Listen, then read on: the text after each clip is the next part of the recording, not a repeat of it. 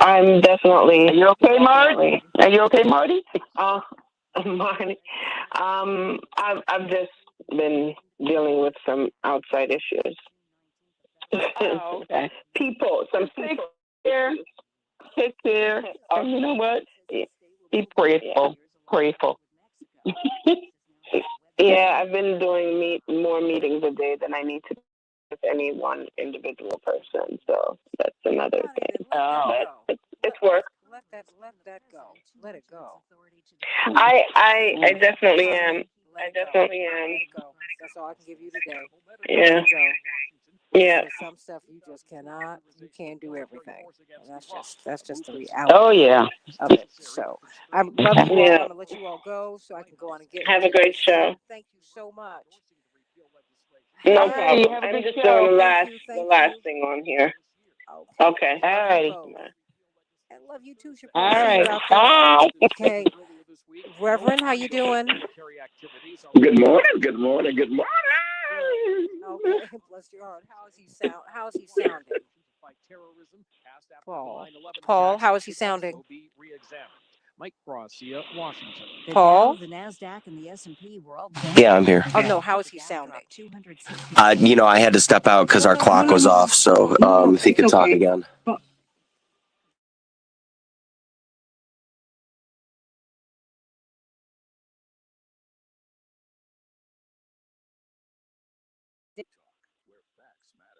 all right, all right. Thank you so much, Darius. You are welcome. Thank you, House of Family. They are good. We're getting ready to take Dasha Friday to Texas. Oh, really? Yeah, Ooh. we're just going down to gonna get an idea of everything before she goes. What is there a summer program that she's going to be in, or? No, she's going to college in August, Oh, Santita. okay. No. They sometimes Yeah. these schools have bridge programs, so you can get to school. Oh, Yeah, like 4 to 6 weeks before. Yeah, that happens a lot.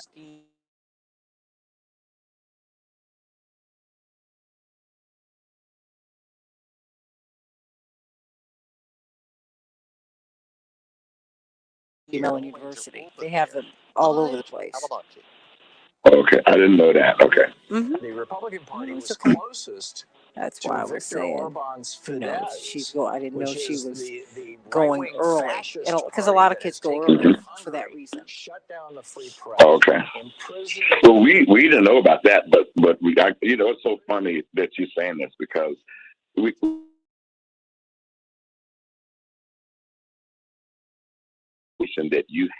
that you were able to utilize. We didn't have it, but we're Well, thinking no. things through. So The colleges. This is how it works. The colleges, if they have such a program, they let you know about it. okay. I did this program because I wanted to do. I didn't want to have an idle summer before I went. I mean, I was a rising senior in high school. I wanted to do some work that summer, and so there was a program they let a few.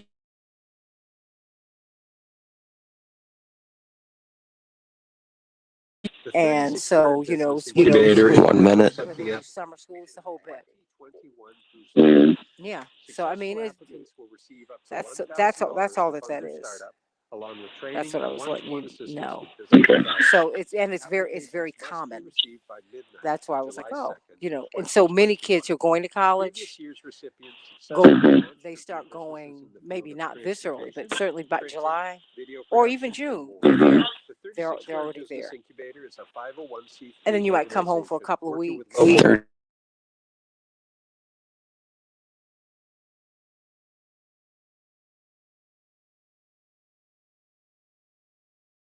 Yeah. Okay. So hey everybody, how you doing? How you doing? 15. Okay. Going to find out 10. pushing the Democrats. Should the Democrats push the people? Should the people push the Democrats? People go 5. yeah. So you all let me know what you're thinking today.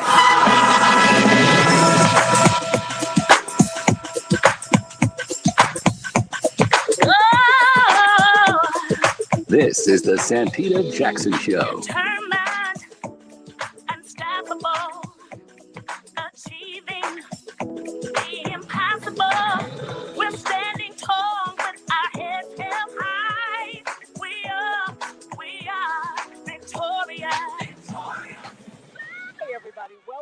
Santita Jackson Show. It's Thursday, June 17th, 2021. I'm Santita Jackson, coming to you from the nation's largest progressive talk radio station, WCPT, here in Chicago, and the voice of progressive Minnesota, AM 950 radio.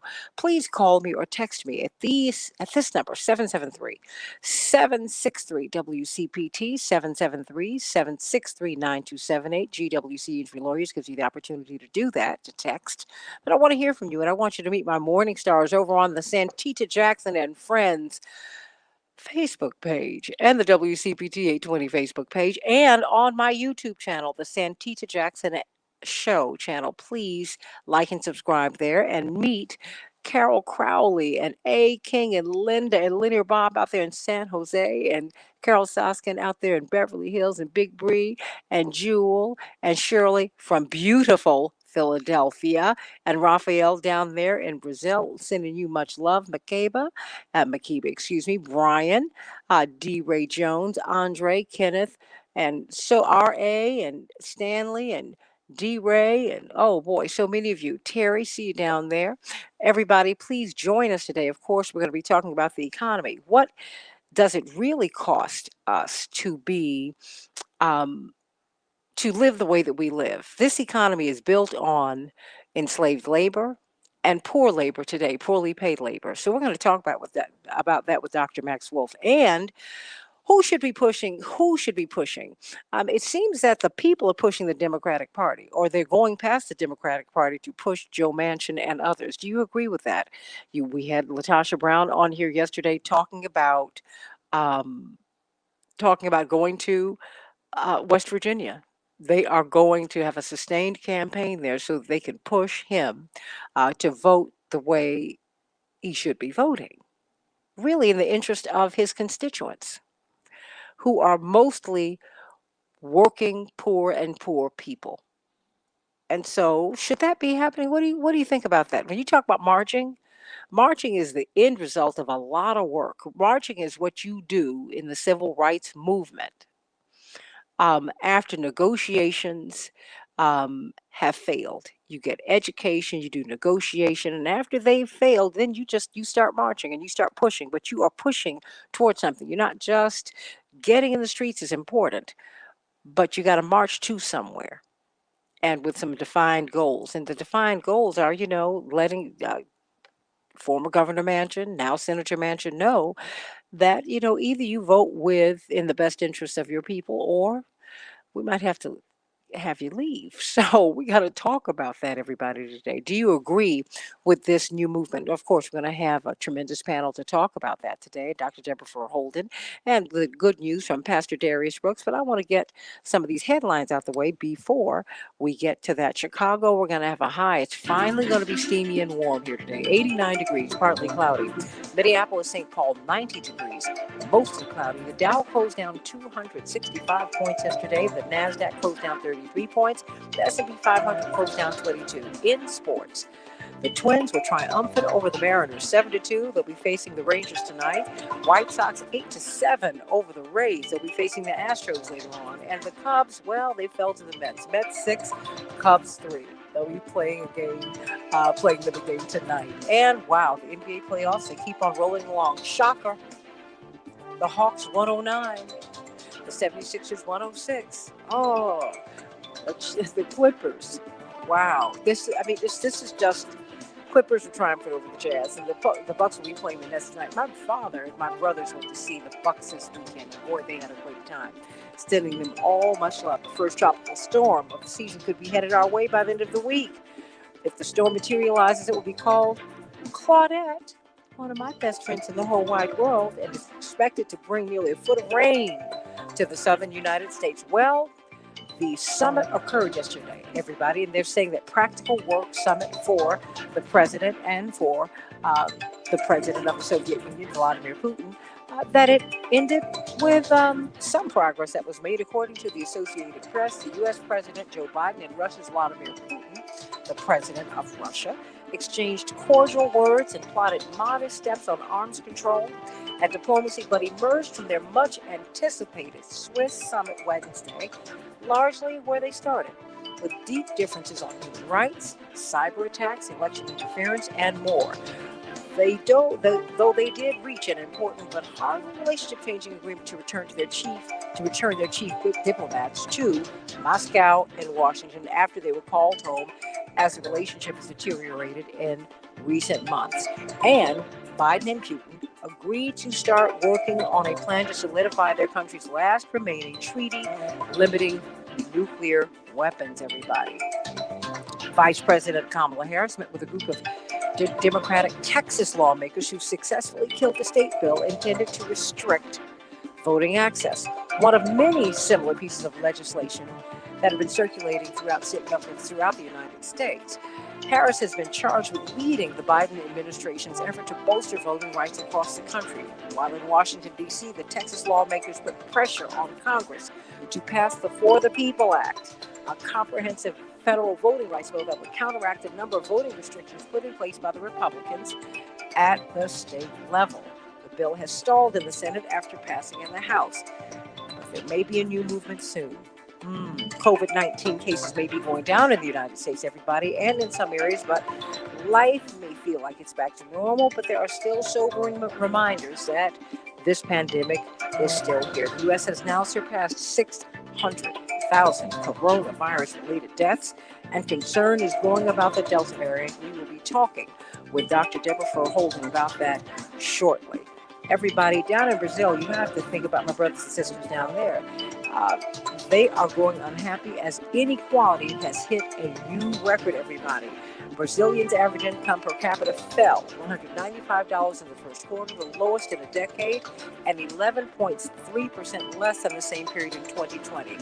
Stay tuned, everybody, down there, because we're going to be talking about how this is happening in the United States and all over the world. Indeed, one of your bishops has just... A Brazilian bishop is calling President Jair Bolsonaro a fascist and even asked God to deliver us from his maladministration of death. Oh, love it. There's a moratorium ending on evictions, and more than 8 million households in the United States are facing foreclosure or eviction.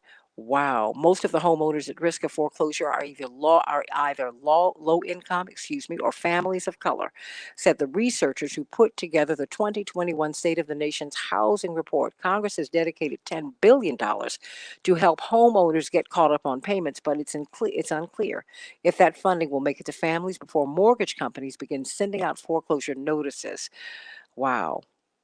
All of these people on the brink of eviction. And some interesting news. There's a shock study that shows that scientists have implanted a uterus in a male rat, making it give birth. Wow. Unbelievable. Pastor Darius Brooks, the Grammy Award winning psalmist and producer.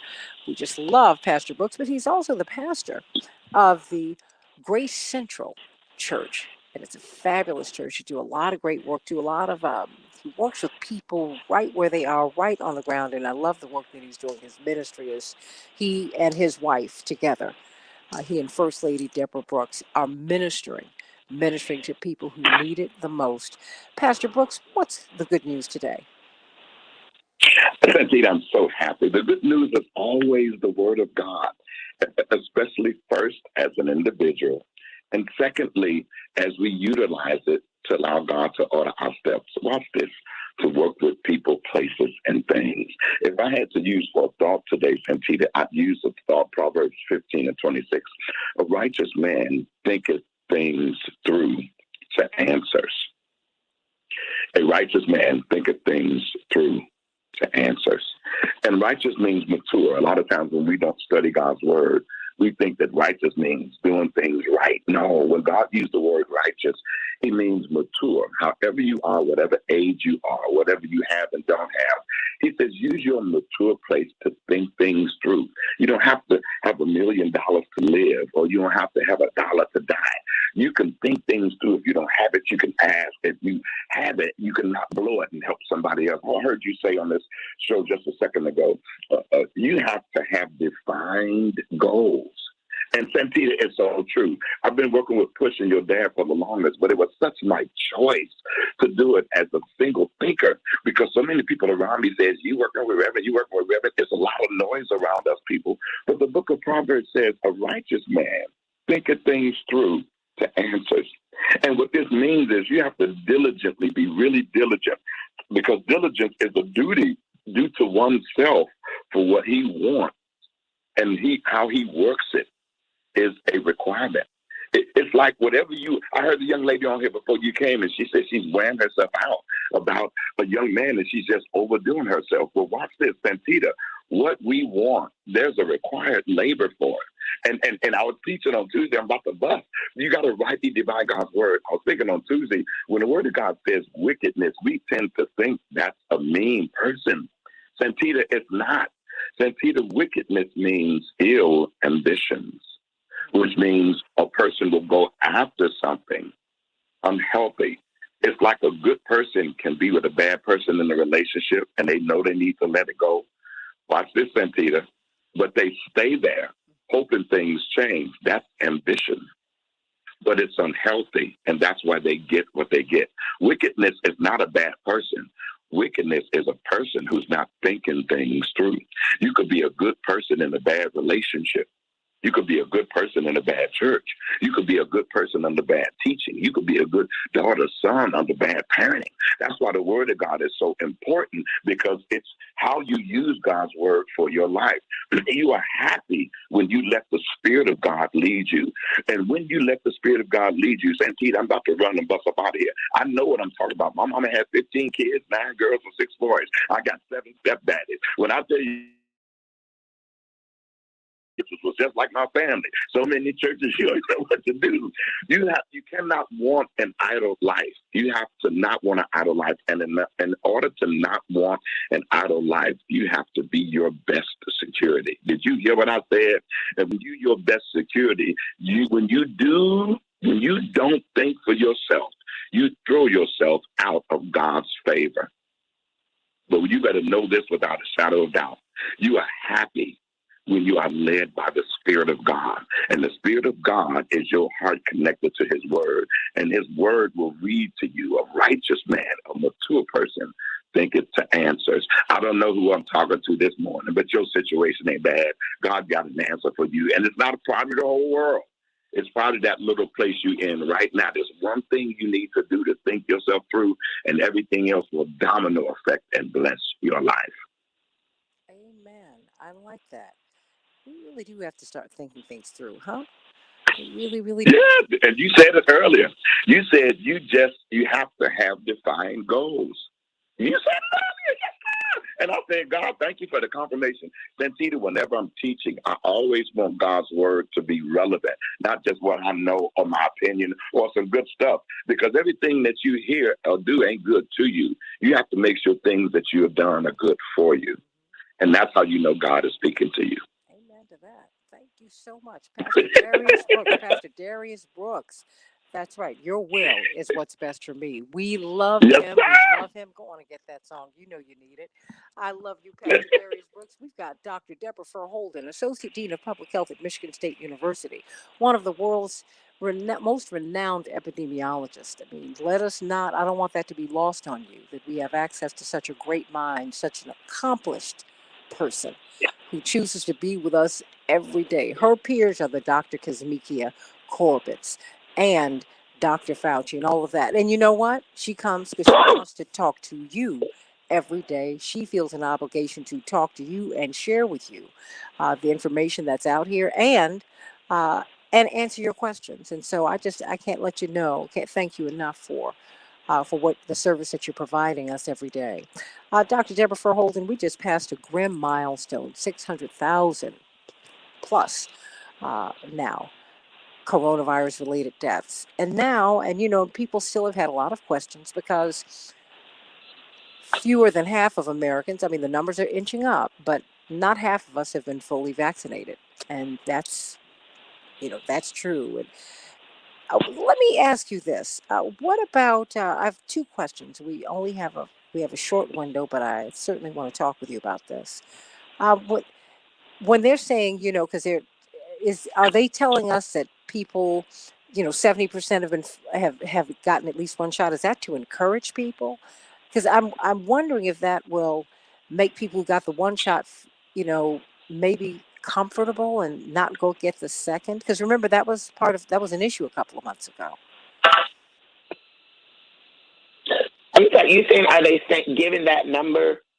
I'm missing the question, Santita. I guess, are they trying to encourage people to get the vaccines as opposed, because they're not talking about the numbers they give us, or the percentages rather, are not those who've been fully vaccinated.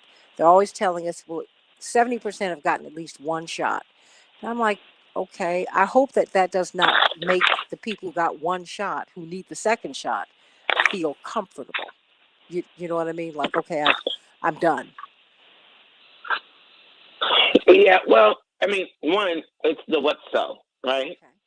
Two, I think they're trying to show where we have progress. Okay. We are making more, and I can speak very deep on this in my county. We move about last week we moved 1.5% on first shot. We moved less than 0.5% on fully vaccinated. I thought, man, this is terrible. Because I think, this is the best way to say it. Like, we're just grasping at straws. Clearly, we dangled $1 million incentive in front of people in some places to get them vaccinated. Right? That's what they did in Ohio. They dangled $1 million carrot in front of people to get them vaccinated. So I think that's what we're just seeing. There is this phenomenon where people behave based on what they think the behavior is of others or the behavioral expectations are of others. And we do a lot of this and do this work with college students. And then when people find out, in fact, oh, you thought that everybody felt this way. You thought that everybody thought this way. But in fact, this happens a lot when you look at like sexual behavior with young people. They just think all of their peers are having sex and having a lot of sex. And when you think that way, it actually does increase the likelihood that you'll be having sex and having more sex. I think that's what they're thinking about with this vaccine. We've got to let people know this is the norm. More people are getting it. More people are getting this first shot. So that the people who are on the fence, is sort of like a little push, to get them to go forward. But the numbers what I was thinking. Way slow. Yeah. The numbers are just moving slow. We've gotten what we're going to get, I think, from the big push. We've gotten it. I mean, we've been hovering around 50% for a long time. You still got places in the South where the rates are like around 30%. Oh, yeah. So it's time for a scalpel now. We've gotten what we're going to get with the sledgehammer. We, did the big drop, mass testing sites. But even some of those things, how many people have never been to the stadium? Have never been to the stadium. It's in a part of town they don't feel comfortable. The tickets are cost prohibitive, so they were never going to that place anyway. We told everybody, avoid large crowds, all of these things. And then we said, okay, we've made vaccines available for everybody at the stadium downtown. Go on down to the stadium downtown and get your... I literally did. I talked to a lot of people in Detroit. They said, I had never been there before. I've never been there. Well, going to these games is very expensive. I mean, yeah, going to the games is expensive. And literally, a lot of those people don't go to that part of town. No. I mean, but it's expensive. You will oftentimes find your marginalized are not welcome downtown. No, downtown is for tourists and people with money. I mean, nobody's doing that. I mean, let's take me out to the ball game. No, it doesn't work like that anymore. No, they have suites. Everybody ain't down on the, and it costs money to get close to the field. Hello, lots of it. You ever bought a hot dog at the ball game? It's a meal. It's the cost of a meal. Everything. So yeah. So anyway, yeah. But let me ask you about. But we are going to have to make some progress. Yeah, go ahead. Well, I mean, also, and this just happened. 899 people got expired vaccine doses at Times Square. This just happened up in New York City, obviously. And they've been called by the vaccination services, by the company that administered the shots. What happens now if you get an expired vaccine, or do we know yet? I don't know what these people are going to do because now here's the problem. Now you're going to have to likely give these people some other kind of test to see, how many, what level of antibodies they had and understand what the immune response is. It's likely if a vaccine, I mean, you think about it like on your birthday. You turn 18, nothing magical happens for you developmentally on your 18th birthday. You don't all of a sudden go to sleep and wake up with some new superpower on your 18th birthday. But you do get a lot new rights and privileges, right?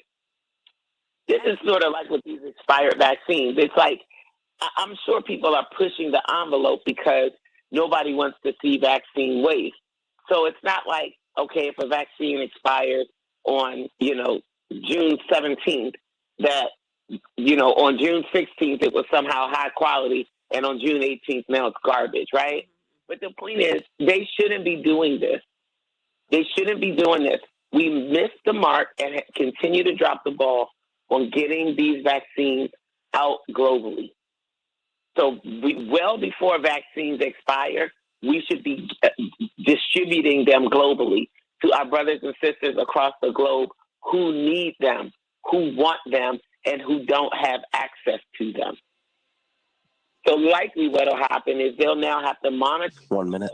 Because if it was me, y'all would not be giving me another dose of vaccine. Why? Because potentially now these people are going to be getting 3 doses. How long was this expired? This is just terrible. It's just terrible. I'm just really disappointed with our nation. And I hope people are paying attention because everybody has so much criticism and critique of our former president. And I promise I'm still looking to see what is different now.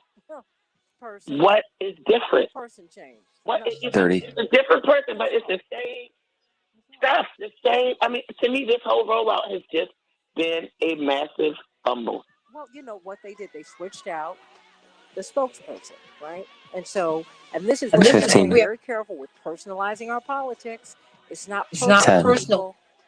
Because now, when we come back another day, 5. tomorrow, I want to talk about the fact that this was a service that was subcontracted. The CP, there's a lot of money in this.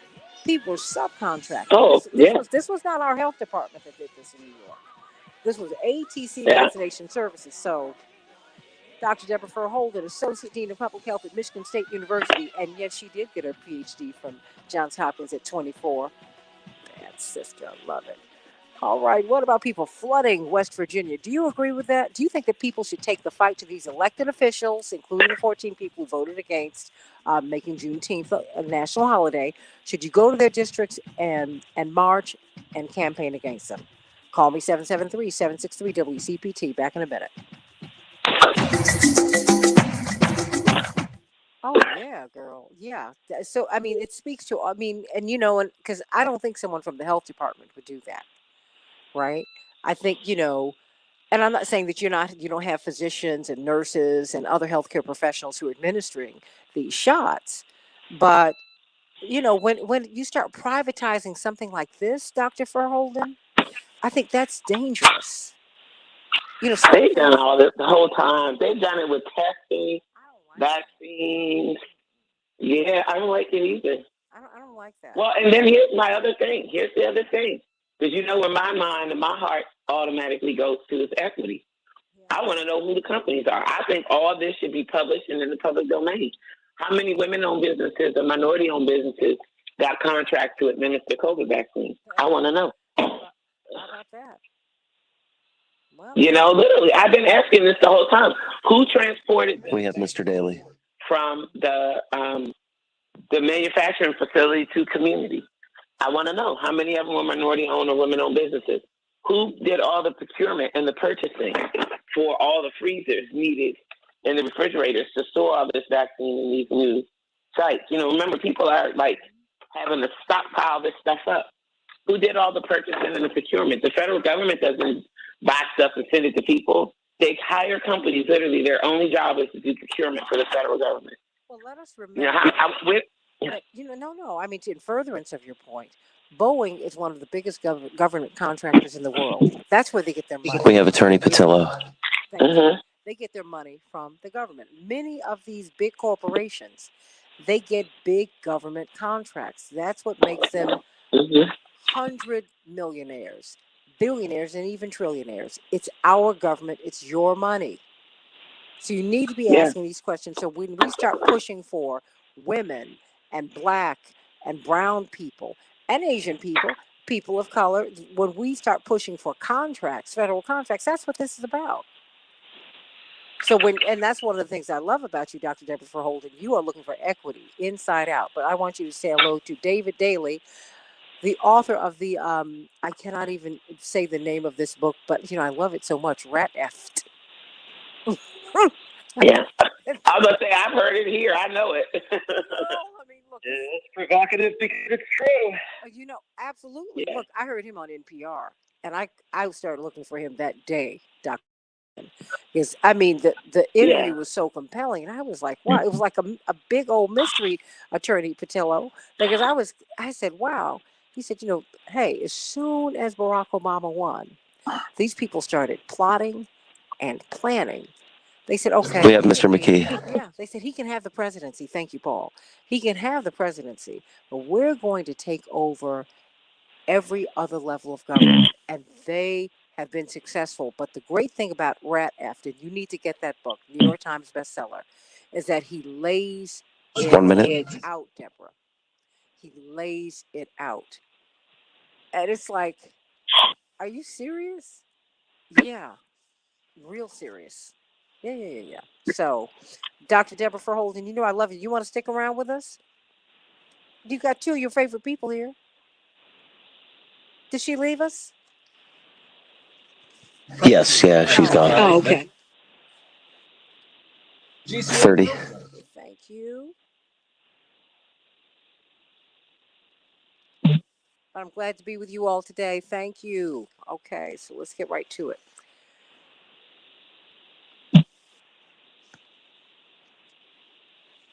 15. 10. 5.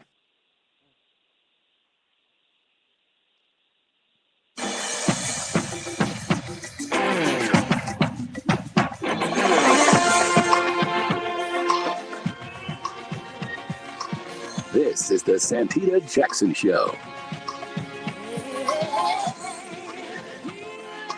Hey, everybody. Welcome back to the Santita Jackson Show. Call me at 773-763-WCPT, 773-763-9278. I want to know something I have a simple question for you.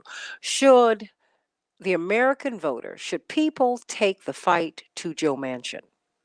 Should they take the fight to these elected officials who are not voting in your interest? Should you let them know how you feel? Think about it. Now, Reverend Dr. William Barber, Bishop Barber, has said that he is going to march the Poor People's Campaign in concert with other organizations. They're all going to march in Virginia, but they're not in West Virginia, but they're not just going to march. They're going to have a sustained campaign. They're ready, he said, for non-violent sit-ins against Manchin for betting the GOP voter suppression. So, what do you think about that? Do you agree with that? Do you think that that's what needs to happen? Latasha Brown, who was here yesterday, Black Voters Matter, that's what she said. She said, oh, no, no, no, we're going to march. And we're going to have a sustained campaign right there. But what she's also doing, they're going to register voters. That's very important. All throughout the South and up north, too. They're just going to start registering voters because we are in the 2022 season. But what about that? What about taking the fight to where people live? Oftentimes, these elected officials, once you get elected, their feet are off the ground. You don't really see them anymore. You really, really don't. And to be fair, they're between their home district and Washington, D.C., to be fair. When I worked in Congress, oh my goodness, 30 years ago when I was in college, more than 30 years ago, I worked for Congressman Gus Savage. The schedule was thank you, former deputy governor, lieutenant governor. Luana Peters, who I have to get back on the show. The schedule was Tuesday, Wednesday, Thursday. That's when you voted, and so that gave the congressman in both houses the opportunity to be at home Thursday night, Friday, Saturday, Sunday, Monday, maybe get in on Tuesday. That completely changed. Now you have to be there 5 days a week, and you can barely get home. It's just a lot. So, what do you think it would mean if the congressman, if the U.S. representative or the senator came to their office or got a frantic call from their office? They're here. We've got 10, 20, 500 people, or you can't get to your office building because people are marching. They're so upset. Believe me, they pay attention. Dwight McKee, brilliant social scientist, youngest board member, he and Aline Walker at Operation Push 50 years ago.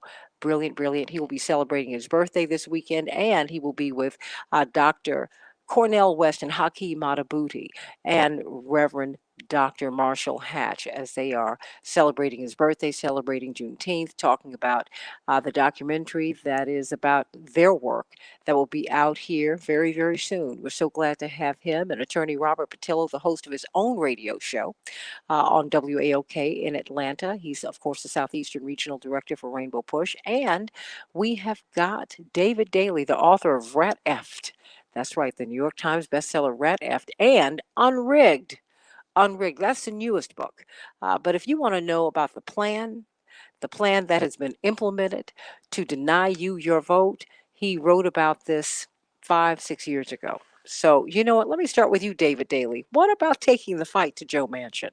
He didn't even want Kamala Harris in West Virginia. He said, wait a minute. You didn't call me to tell me you were coming. What happens when the people flood the state? Listen, absolutely. When people flood the state, when Joe Manchin hears that people are not going to be denied voting rights, especially people within his own state, he's going to listen. There was an amazing audio tape of Joe Manchin leaked yesterday.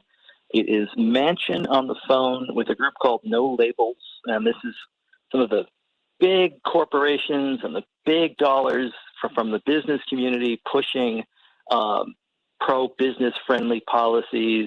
And Manchin is telling them, listen, guys, you've got to get me a couple of Republican senators who will help me out and get a January 6th commission.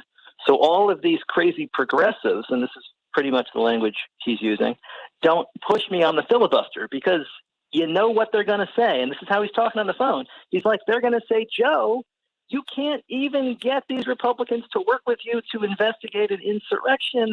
They're not going to come along on anything else. It's like, you've got to give me this so I can hold them off here. This is who Joe Manchin is listening to on a regular basis. He's listening to his donors and these wealthy interests. We've got to show him that people are actually watching this as well. That's how you put pressure on him. There's been a lot of pressure on Manchin. And finally, yesterday, he also released a compromise.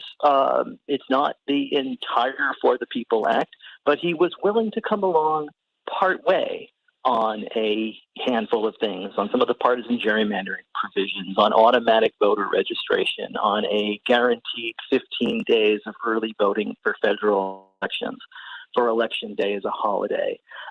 It lacks a bunch of the public financing provisions. It lacks automatic felony reenfranchisement, a handful of other things. But Manchin, under pressure, is beginning to move in the right direction. We've got to keep it up. Under pressure. Robert Patillo, he's feeling the pressure. You talk to me about that. What should be done? Well, I think very similar to what we saw on the Republican side of the aisle, that the way that President Trump was able to get Republican senators who hated him. I remember Lindsey Graham said that given the choice between Ted Cruz and Donald Trump was like getting the choice between getting shot or taking poison, and then became one of his most loyal lapdogs. The way that they did that was because Donald Trump demonstrated that he could run primary candidates against them and defeat them. After people realized that the moderate senators of the world, the Corkers of Texas, the Ben Sassas of the world, the Jeff Flakes of the world, could not stand up to the MAGA wave of primary challengers. That's when Donald Trump started getting his way within his caucus. So Joe Biden's going to have to demonstrate, along with Democratic leadership, that they can primary people, whether they do it or not. just that threat is how you get your caucus in line. Just that threat that, look, you can either get in line with us or we can get somebody in there who can get in line with us. And there's this mythology that Joe Manchin is somehow the only Democrat that can win in West Virginia. Whether that's true or not, I think the bigger question is, can he win a primary in West Virginia against a very well-financed, populist, progressive candidate? Because believe it or not, those folks who working in coal mines, they were very much like universal health care. They were very much like stronger working conditions, stronger union rights. Those people who are victims of fracking, who have their water catching on fire when it comes out the drain, some environmental regulations might get those people motivated to come out. So I think that the threat of a primary challenger is often what gets people moving in the right direction. And Joe Manchin become too comfortable and profligate in this idea and this mythology that he's created, that he's the only person who can win in West Virginia. Therefore, he's the only bulwark protecting the Democratic Party from Republican rule, that if he switches parties, the Democrats lose their entire agenda from now until kingdom come, and therefore he gets to be prime minister of the United States of America. So I think they're going to start having to play hardball instead of all this patty cake and patsy that are playing currently, because the future of the democracy is at stake.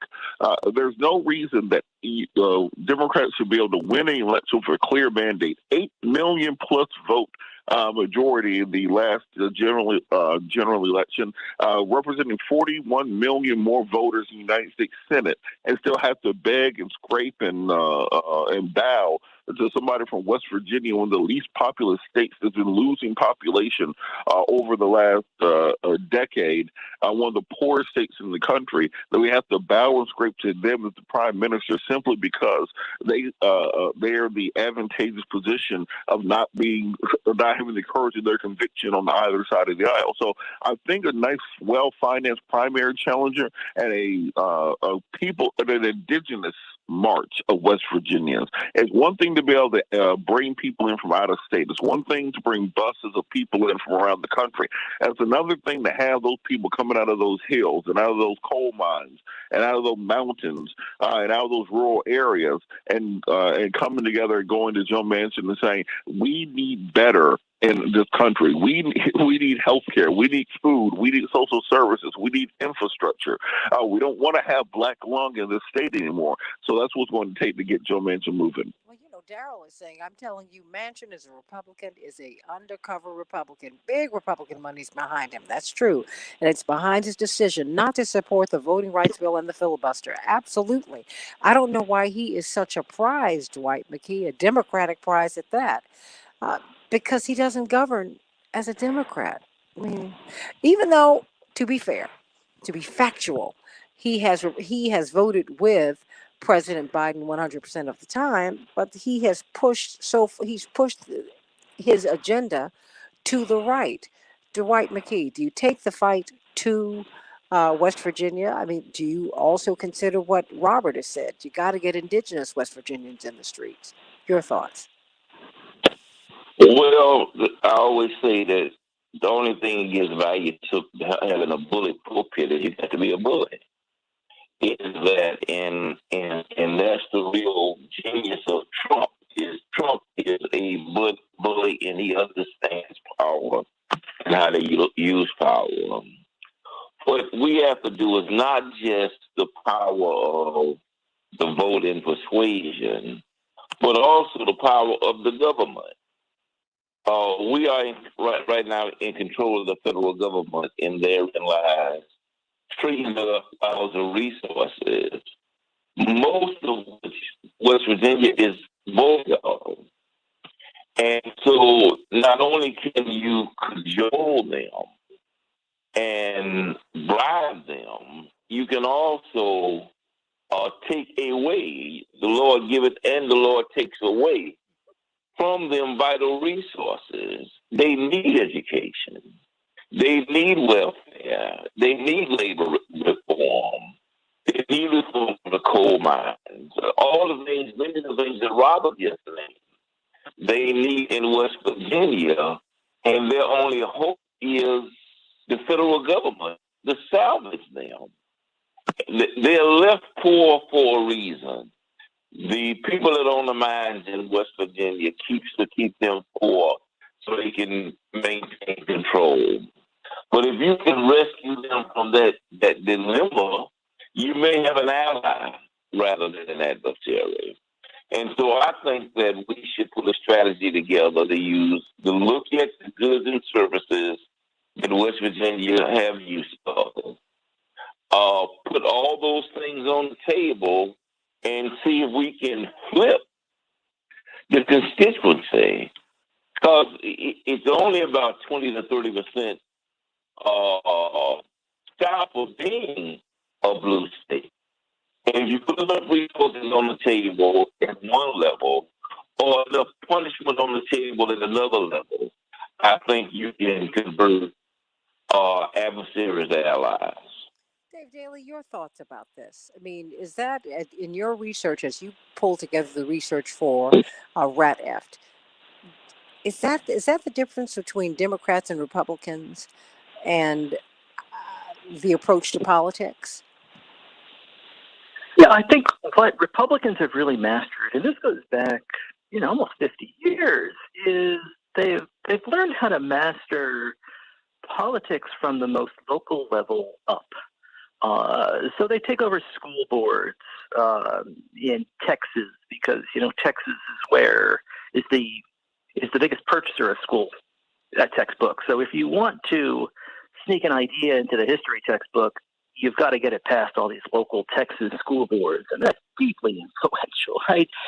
You see what the conservative right has done over years in across the South.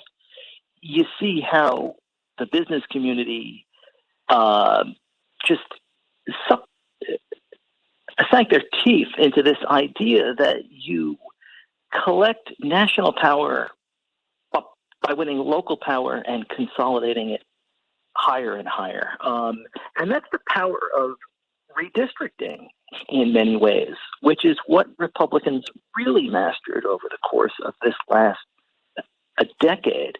Every 10 years, we redraw every state legislative and congressional district in the country to account for population changes. And this is what Republicans really understood after the Obama election, is that as meaningful and consequential as that 2008 race was, that 2010, because of the census, the year after that is when we do redistricting, that election was just as consequential, not at the local level, but in state legislatures. And that if they could focus on winning back power, just a handful of state legislative seats, all they needed was 107 state legislative seats in key states, in Pennsylvania and Wisconsin and Ohio and Michigan and North Carolina and Florida, that they could turn that into complete control of the map drawing process.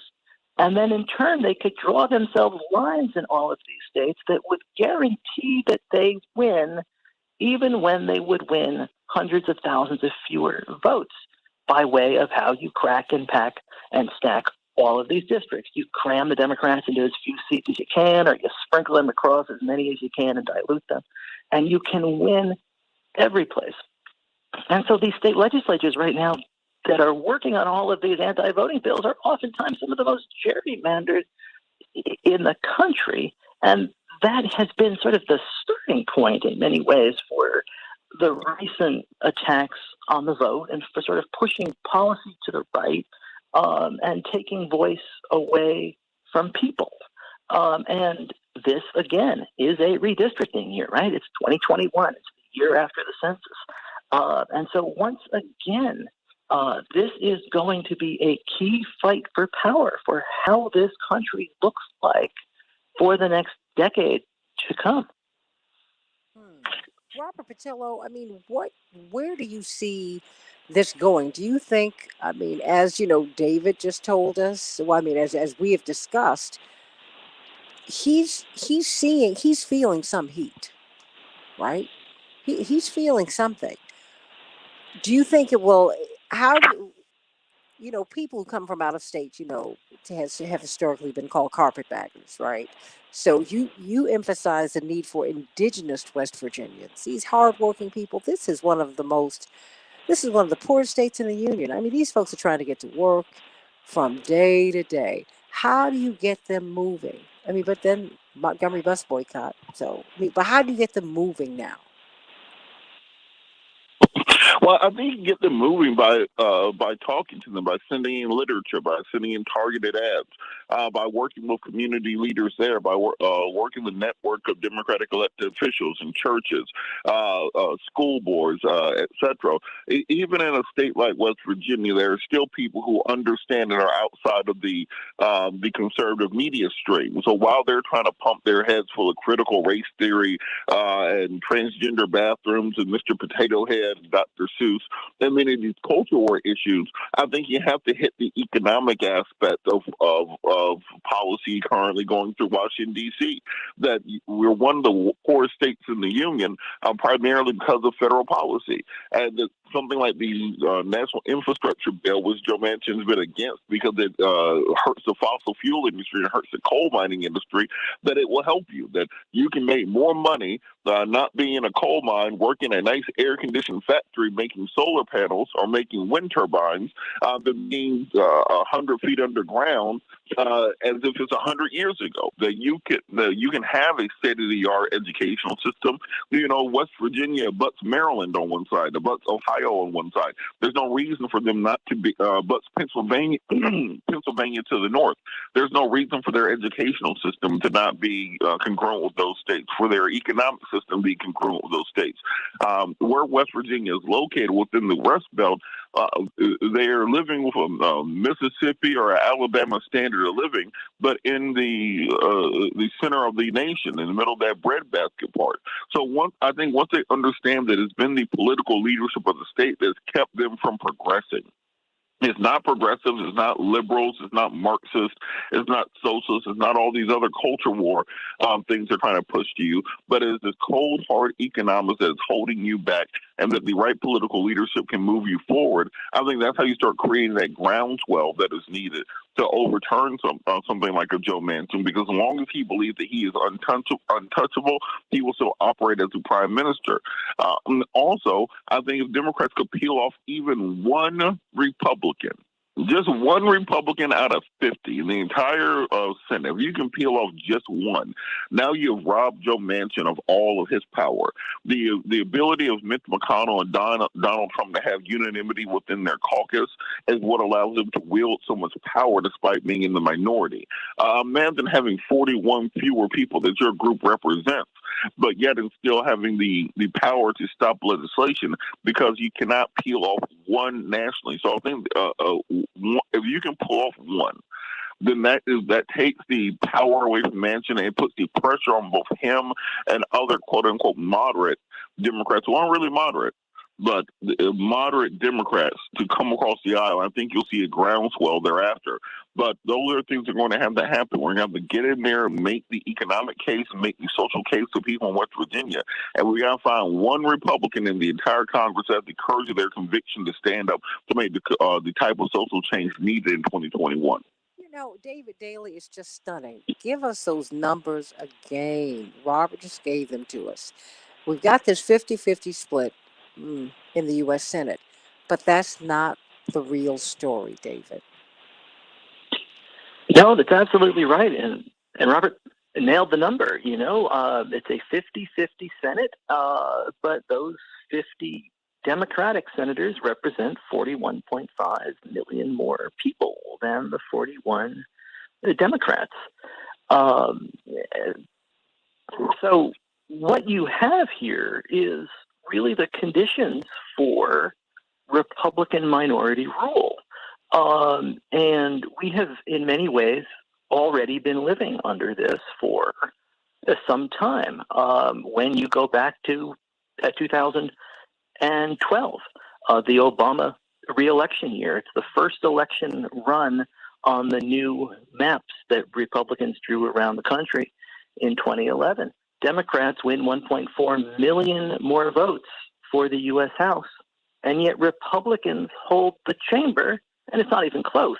It's 234-201, even though they won 1.4 million fewer votes. And that really was the end of the Obama legislative agenda that night, because you had Speaker Boehner and the Freedom Caucus really as a no block on anything he wanted to do in a second term legislatively. 2016, you have the minority rule functions of the Electoral College installing Donald Trump as president, even though he wins almost 3 million fewer votes than Hillary Clinton. You have had Republican presidents who have won fewer votes than Democratic presidents installing 5 of the 6 conservative Republican justices on the U.S. Supreme Court. And now we're heading towards 2022 and David, another redistricting year. David, we keep doing this, yes. I mean, because they talk about the big lie with Donald Trump. I said, you all didn't say this in 2000. I mean, when the president's brother, this was their state. Goodness gracious. Everything he won Florida, this was his brother's state. He was the governor. What? I mean, and no one now, and oh my gosh, it's stunning to me, the hypocrisy here. No one's telling the truth. Stay right here, everybody. I want you all, because Dwight, I want you to explain to us when we get back on the other side why the Democrats won't make this case. Why they won't say that, hey, we are representing 41 million more people in the U.S. Senate. Why won't they make that case? It would be so empowering for the 80 million people who voted for Joe Biden and Kamala Harris. It would be so empowering to hear, wait a minute, you really are, you've got the numbers all across the country. We keep thinking that the Republicans are they're this huge adversary. Their numbers don't even match Democrats' numbers or people who vote Democrat. They don't even match. They don't even come close. 41 million more votes and that kind of representation. It's crazy. It's crazy. I mean, it's crazy. I mean, it's and to think that Pelosi won't expand the U.S. House of Representatives. I'm like, what are you doing?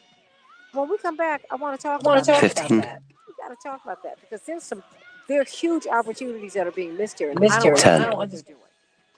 What do you think about that, everybody? Do you think that the Democrats should make the case that we represent 41 million more people in the U.S. Senate? Where are my senators? Reverend Jackson said in 1984 when he ran, the system was so unfair. He said, where are my delegates? He went from city to city, state to state. We got to talk about this, everybody. Back in just a minute on the Santita Jackson Show.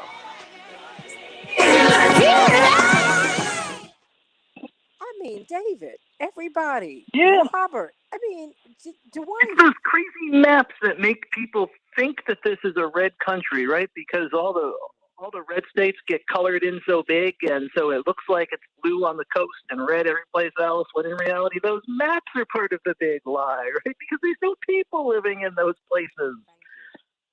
Yeah, those maps represent empty dirt. Yeah. You know what? No, Robert, please. What did you say, Robert? The population density in most of those areas that are bright red, there's is Montana, is Wyoming, is where the buffalo roam, to the antelope play. Yeah, it's where the buffalo roam. Yes, exactly. But it's true. I mean, I've never heard of anything so absurd in my life. And you've got these numbers sitting right here. You got this best-selling author who's been saying to you with the research. He's an investigative reporter. He's been doing this research. And I don't know. I'm like, Democrats, you're leaving all of this great stuff on the table. How can you do that? That just doesn't make sense. Well, very similar. Very similar to Georgia. Georgia is often I call it the petri dish of America. Usually anything crazy happening here happens everywhere in a couple years. And the issue that we had was, for years, we had the demographics to have a Democratic majority, but the old white Dixiecrat wing of the party, the Du Bois Porters of the world, the old Roy Barnes and Zell Millers of the world, they were more interested in upholding white supremacy than they were in having actual democratic rule, even though they were part of democratic leadership. So it wasn't until we were able to start cleansing those people out of the party. You know, Father Time was very helpful in that. And then once the people who actually represented the Democratic Party were able to run the Democratic Party, we saw the changes that we see now. Georgia should have been a blue state 15 years ago, but the people in charge of the Democratic Party didn't want it to be a blue state because they would rather uphold white supremacy than submit to Negro rule. Any thoughts? Anybody? Because I'm getting the feeling that that's what's happening right now. I don't see anybody fighting. You know who I would love to? I would love to see you give a call to Charles Booker and get him on to talk about Manchin and the race he ran in Kentucky, because it just seems like that kind of race. Oh, the fact that the Democrats did not support him. I'm sorry, and quite absolutely. frankly, and Mike Espy either. Mike Espy is a former secretary, cabinet secretary. These guys are coming from, and Charles Booker came from nowhere. From nowhere at the last minute in that race, and he almost pulled it off against Schumer's handpicked military woman who had already run and lost a congressional seat around Lexington in the college area, the only place other than Louisville you might possibly elect a Democrat when in those districts. I want you to make that point to the broader audience, because these are the things they snatch. What is it? Defeat from the jaws of victory. But I'm wondering if Joe Manchin has all of this power because of the kinds of candidates the Democrats ran for the U.S. Senate in 2020. You know, because they ran and lost with Cal Cunningham. You know, the boring white guy in North Carolina who even had a boring sexting affair. The candidates that they got behind in these key races could not break through because they went with these bland, centrist white folks. And not just bland, centrist white folks, because you got some bland, centrist black folks too, and Latinx people. I want some people who sound like me, because Dennis Kucinich sounds like me. Okay, I want some real progressives out here, whatever your color is. Because you got some people of color who are just dreadful, and I'm not going to vote for them at all. I'm just telling you, I'm not doing it. I'm not wasting my vote with someone who's not going to work for me. That's out.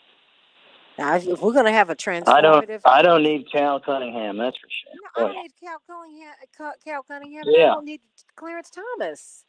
What? Right. Oh, amen. Amen. I mean, really? No. If we're going to have a new politics, we have to have a new politics now. And it cannot be. It's got to be based in principle. Dwight McKee, you're awfully quiet. Schumer has made this calculation, right? Schumer's made this calculation that there's a certain kind of candidate that can be focus grouped into office, and then when they get into office, will be sort of easily a part of the caucus, and that has tended to be candidates of a certain stripe, of a certain mold, and they don't have a very good track record in elections. Well, they've all done that, and the people are letting them know. But I'm just wondering, if upholding the corporatocracy is more important to the Democrats than real progress. Well, they got the same pool. Wait a minute, Dwight. 1 minute.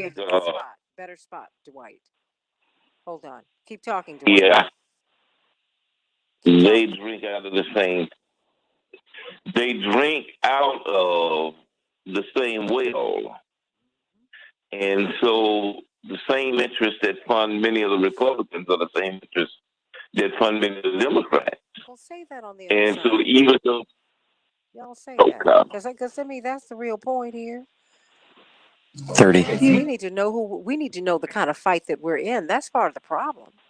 We keep making this partisan, and we're not making it a principle fight. And I'm telling you, that is why we're still behind the 8 ball. That is why we're funding wars and not schools here.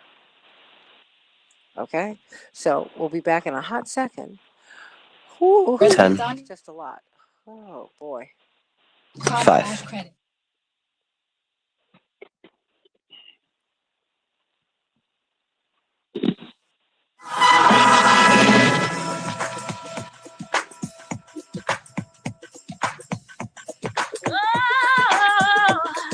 This is the Santita Jackson Show. Determined, unstoppable, achieving the impossible. We're standing tall with our heads held high. We are victorious. Everybody, 7:06 Central Standard Time. This is the Santita Jackson Show. Santita Jackson Show on WCPT, the nation's largest progressive talk radio station, and AM 950 radio, the voice of progressive Minnesota. It's Thursday, June 17th, 2021. Oh my goodness, we're having a great conversation about taking the fight to the officials who don't vote your interest. Everyone is going, many people are descending on West Virginia, and they're trying to get West Virginians to descend on Joe Manchin to get him to vote for the People Act and for infrastructure and to stop voting and acting on behalf of the right wing. What do you think about that, everybody? Should that happen not just to Joe Manchin, but all over the country? Call me, text me, 773-763-WCPT, 773-763-9278. GWC Injury Lawyers gives you the opportunity to do that. And we are talking with Dr. Max Wolf about what the rich don't want to admit about the poor, what they don't want you to know that they know about the poor. That you gotta be poor in order for them to be rich. At least that's how it's been structured. So we're going to talk about that too. Everybody, let's get to some of these headlines so that we can get back to this stirring conversation on what Democrats need to do, what progressives need to do, really, to win in 2022. Chicago, a high of 89 degrees, partly cloudy. Minneapolis, St. Paul, a high of 90 degrees, mostly cloudy. Dow closed down 265 points yesterday. The NASDAQ closed down 33 points. The S&P 500 closed down 22 points. The Twins were triumphant over the Mariners, 7-2. They'll be playing the Rangers tonight. The White Sox, 8-7 over the Rays. They'll be playing the Astros. And then, well, weren't so lucky with the Cubs. The Mets 6, the Cubs 3. They'll be playing the Mets again today. Hawks 109, 76ers 106. The Clippers will triumphant over the Jazz. And today, the Bucks will be playing the Nets. Well, the first tropical storm of the season, it's on its way. It's in formation, everybody. And guess what? It's going to be called Claudette. One of my best friends in the world, everybody. It's supposed to rain a lot in the southern part of the United States, keeping the prayers going up. Hey, after months of anticipation, President Joe Biden and Russian President Vladimir Putin met. According to this AP report, they exchanged cordial words and plotted modest steps on arms control and diplomacy, but emerged from their much-anticipated Swiss summit Wednesday, largely where they started, with deep differences on human rights, cyber attacks, election interference, and more. But the two leaders reached an important, but it was not relationship changing, but they agreed to return their diplomats to Moscow and Washington after they were called home as the relationship deteriorated in recent months. Vice President Kamala Harris met with a group of Democratic Texas lawmakers who successfully killed a bill intended to restrict voting access, one of many similar pieces of legislation that are being pushed in state legislatures all across the country.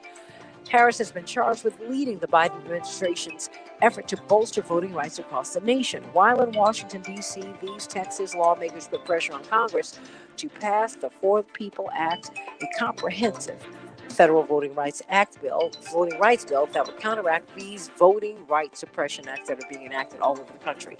Which takes us right back to what we've been talking about on the other side of the break. What about, there is a lot of stuff that we think that the Democrats ought to be doing to win, and they're not. We're talking with Dave Daly, the best-selling author of Rat-est and Unrigged, 2 brilliant books you got to get. And then, of course, attorney Robert Patillo, Southeastern Regional Director of Rainbow Push, host of his own radio show every Sunday. I urge you to listen to it. It is the best, from 1 to 4 Eastern Standard Time on WAOK. And then Dwight McKee. I was going to come to you, Dwight McKee, because David Daly was making the point on the other side, and I was going to ask you, Democrats represent 41.5 million more people in the U.S. Senate. Even though it's a 50-50 split, that doesn't represent what's going on at all. And they're not using that as a talking point, Dwight. Why do you think they're not doing that? Democrats were voted for by 41 million more voters, but they don't represent 41 million voters. They represent the same corporate interests that the Republicans represent. They all drink out of the same well. I mean, why do the Democrats keep trying to recycle Rahm Emanuel, who clearly represents the corporate interest? Because he brings in corporate money to the party. It is, don't ever confuse who votes for you with who you represent. They represent the same interest. Obama represented Wall Street. Now, he was a populist in style, but when you look at his cabinet and who they protected, who they salvaged, it was Wall Street. It was the same corporate barons that stole the money and ran and got bonuses for doing it. Right now what's happening is that we're playing popular politics and Republicans playing geopolitics. And this country is structured around geopolitics for the purposes of the ruling body having a certain amount of power. The whole senatorial system is set up to be proportional, not the population, but really it's a power dynamic that they just wanted to make sure that the House of Lords in the United States, which represents the Senate, had that kind of power to at least be able to neutralize the popular vote that should come out of the House of Representatives. It is the way the game is structured, the way the game is played. Wow. I mean, Robert Patillo, your thoughts? Well, White is absolutely correct. And the truth is that the reason the Democrats don't move more progressively is because there ain't no money in the streets. There's not a lot of money out here with activists and hippies and, a bunch of poor black folks and poor Latinos out here. There ain't no money in that. And so they want to keep the coffers running. They want to be able to compete. They have to represent corporate interests. With the infrastructure bill, as has been said, Joe Manchin keeps talking about bipartisanship. No, he comes from the coal state. He comes from the fossil fuel industry. That is why he is against the infrastructure plan, because it puts money into electric vehicles and electric charging stations and solar panels and green energy. Geothermal energy, all along the line, things that hurt the fossil fuel industry. Joe Manchin is never going to vote against the fossil fuel industry for any reason under the sun. And we have to look up and down the line at what the people financing many of these campaigns and candidates. And if you really want a popular revolution, you have to go through and take out the moneyed interest with people power. It's been done before. It happened in many campaigns in the last election cycle. As we were saying during the break, Booker almost did it during the primary against McGrath, where he took people power overcome the money power. So until we establish the ability of the people to control politics versus the money special interests, they're going to continuously have these anti-democratic systems. And we simply put everything to a national referendum. We went back to the Greek direct democracy model, and every large piece of legislation we voted on as a nation, universal health care would have passed 25 years ago.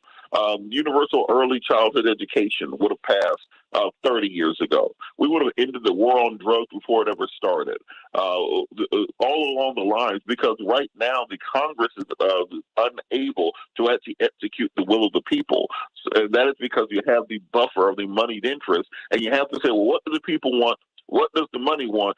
How can we convince the people to disagree with what the money wants, and that what they want is unsustainable? For a long time, we had the deficit argument. Well, we ain't got money for that. People don't believe that anymore after the profligate spending under Republicans. Now we hide behind the filibuster. The reason so many Democrats don't want to get rid of the filibuster is that is their last excuse. If you get rid of that, they have no excuse for not passing the agenda that they promised the American people, and that's not what the money wants to happen. David Daley, I mean, you were particularly intrigued by the Booker race in Kentucky. Why?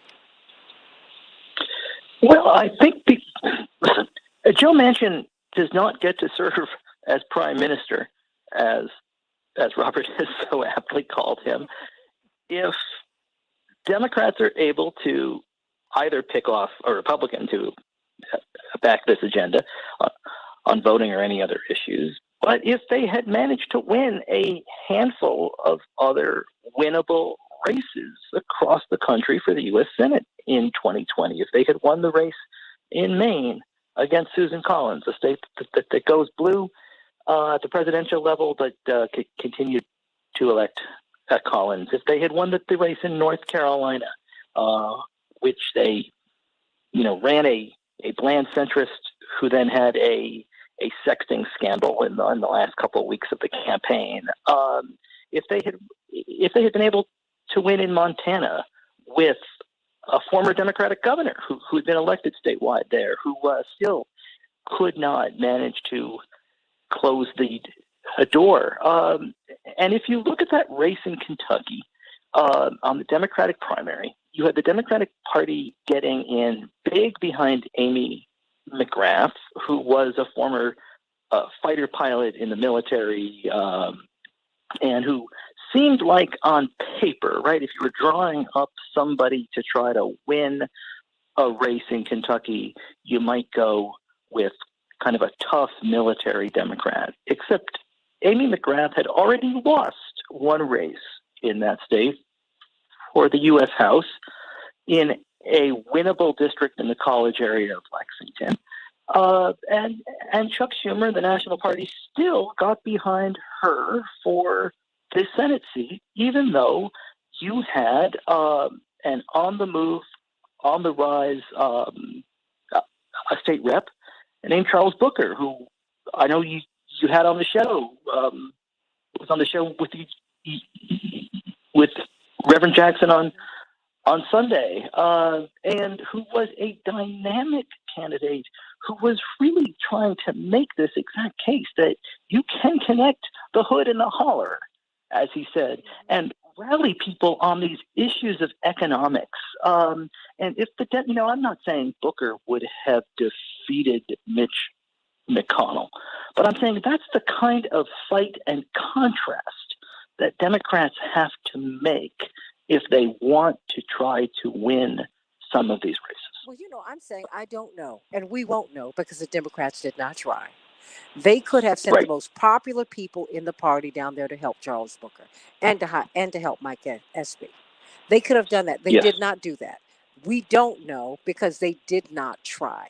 Charles Booker started off, this guy used to be homeless. He started off at zero statewide name recognition. He's a state representative. He's known in his district. He went from zero to almost beating the nominee. And then the Democratic Party not only stood behind McGrath, who I personally like, but they actively did not help this guy. There was one polling place open for more than 600,000 people. We didn't hear the Democrats say a thing about that. Huh? Hello? Am I wrong? Nope. Oh, okay. You're absolutely right. I mean, that was what Democrats did in the county that includes Louisville, which, and this primary was at the heart of the pandemic, as I recall. This was like an April or May primary of 2020. And what they did was they set up in the county that includes Louisville, it's about a 40 square mile area. And they set up one early voting place at the convention center out by the airport that had extraordinarily limited public transportation. They ran buses out there as if anybody wanted to be on a bus with other people in April of 2020 in the midst of COVID. And it created essentially a 2 to 3 hour process to go vote just as far as transportation there, even before you dealt with lines and everything else. And that is, that's a real burden. If you work, if you have childcare, if you simply don't want to spend 3 hours on a bus in a pandemic. I just can't think anything other than you all didn't want to win that race. Not with him. Let me go to Ted from Ben. Oh, Ted just dropped. It's very clear to me that they didn't win. They didn't want to win Dwight McKee with Charles Booker. or with Mike Espy. I mean, because if you really want someone to win, you try to help them do it. Dwight, you try. That's not what happened here. Yeah, if you don't want them to win, you don't try.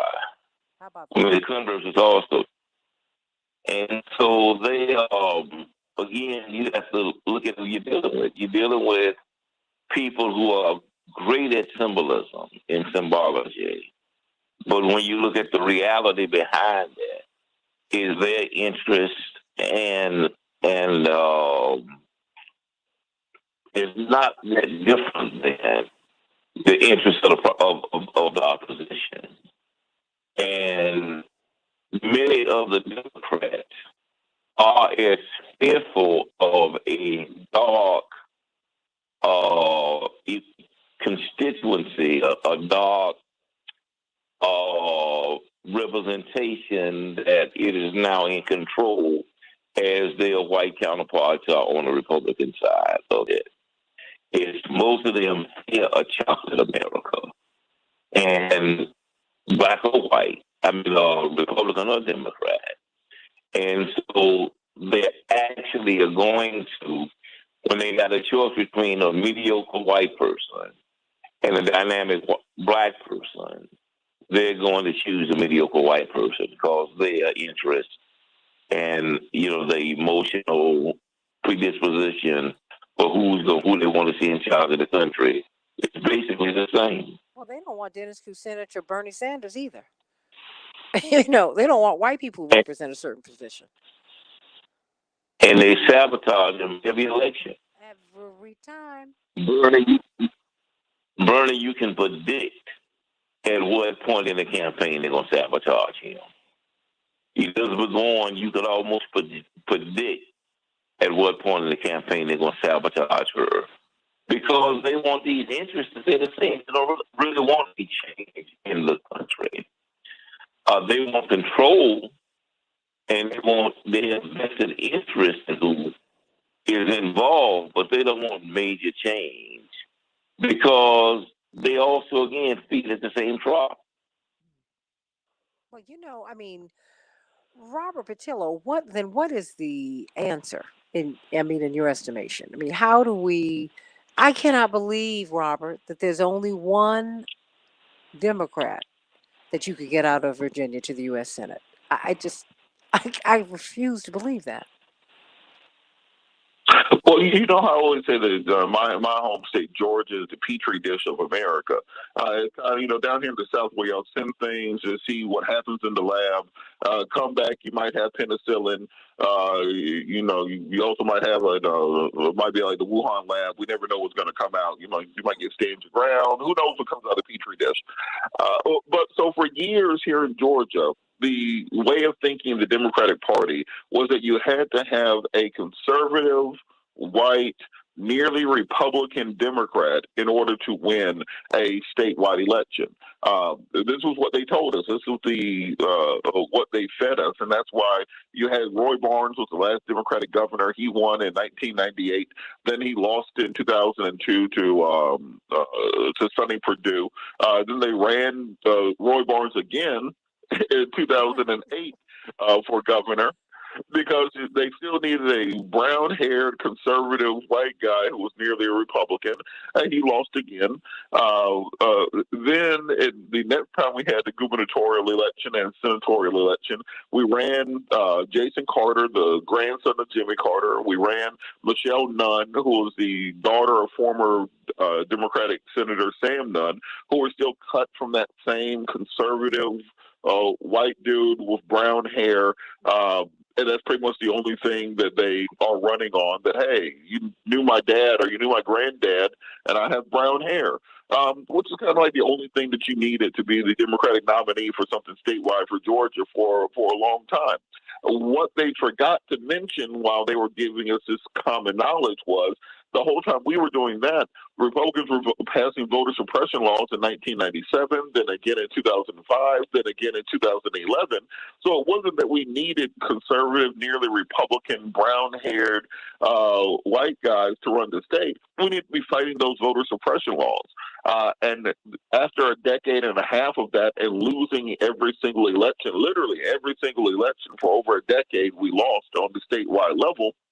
They realized that, we'll give up. And they gave up in 2018. The powers that be in the state party stopped trying to run their own candidates. Indeed, none of the top-tier Democratic candidates were willing to run for governor in 2018 because they thought it was a fait accompli, that Casey Cagle would be the next Republican governor of the state of Georgia. But then Stacey Abrams ran in that vacuum, while the powers that be in the Democratic Party of Georgia decided not to be involved because they thought that there was no way to win. They would hold their powder for 2020 and 2022. And with that, you saw the complete takeover of the state Democratic Party by young African-American, Latino, LGBTQ progressive voices. You saw Nikema Williams replace Du Bois Porter as the chairperson of the Democratic Party of Georgia, now Congresswoman Nikema Williams. You saw Stacey Abrams run statewide. Thereafter, you saw Raphael Warnock run statewide, and he drug John Ossoff there behind him. John Ossoff was also part of the brown-haired white guy group back in 2016 when he ran against Karen Handel and was defeated handily in that special election, but he was able to ride Raphael Warnock's coattails to victory. Then for that seat against Karen Handel, Lucy McBeth ran, and she was able to beat Karen Handel. And then the state realized that, hey, we don't have to have a brown-haired white guy to win elections. We can actually have elected officials who reflect the color of the party, who reflect the values of the party, who reflect the future of Georgia, not the past of Georgia. So I think on the national level, Democrats are slowly coming to that understanding that it can no longer be the party of the Clintons from the 90s. It can no longer be the party of those old school power brokers, and they're going to have to start reflecting what the country looks like going forward. And in a state like West Virginia, there may only be 65,000 black folks, but if you take that black and Latino and progressive group, you can get a senator elected if they're properly motivated. 15. People forget West Virginia became a state because they were the progressive Virginia. 10. They were the progressive region of Virginia that left over the Civil War and said we will not support the institution of slavery. So we have to start motivating those people and get them activated and show that we support them, and that's how you win elections. And they are there. What don't the rich want to admit about the poor? Did you know that America really, it runs on poverty or the threat of it? Got to talk about that. And what about all these evictions that are coming? Dr. Max Wolf, brilliant economist, on the Santita Jackson Show. Back in just a minute. Oh, you guys, I just love you all to pieces. Oh my goodness. It's too much. It's too much. But I've been watching them do this. And I saw Reverend kicked in the teeth constantly. But, you keep on going. But it was like, what? They just, and no one puts out the information, the information that lets you know just how much support Democrats have out there. I mean, I think that's what I think is so shameful. But, here am I. I think that's shameful. Shameful, you all. Shameful. We have Dr. Wolf. We have Dr. Max Wolf with us. Unfortunately for you, you do. No. We love Max Wolf. Dwight McKee, are you still there? I am here, Dr. Max. How you doing? You are.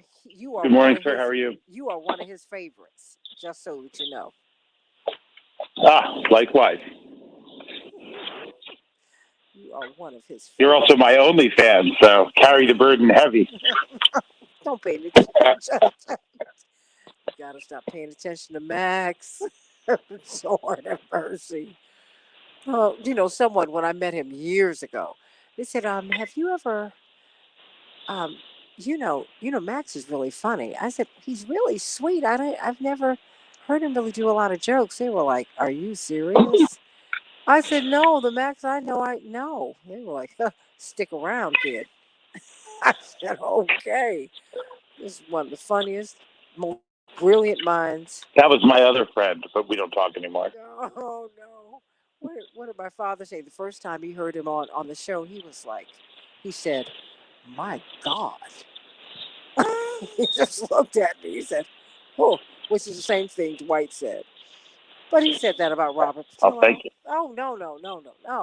Uh, David, I had to get his book I had to leave the studio, David, and go get the book for him. He said, That's great. Get me this book today. It's called Rat Eft. Because we can't say it on the radio, Max. Yeah, I'm familiar with the phrase. Oh, yes.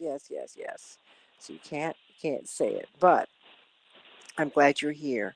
Because I was really struck by what you sent me. Because I'd missed that Ezra Klein article. I don't know how I missed it because I really like him. But I don't. Do we still have Robert with us or David? I'm here. Oh, okay.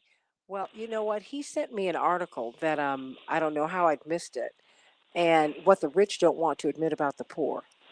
And it is a 1 minute. really it's an incredible article, but it really goes to the heart of what we've been talking about. Just how much of our lives are built upon It poor. was a New York Times opinion piece, Oh, if yeah. anyone there wants to find it, by Ezra Klein. Yep. Yeah, I posted it, and it's incredible. It's a great piece. Great piece. Great. So stay right there, everybody. Mm. Okay, I'm gonna come right up. 30.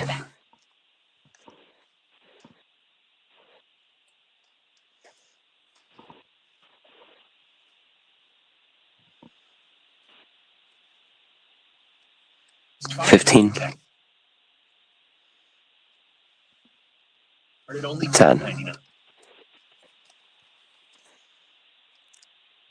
5.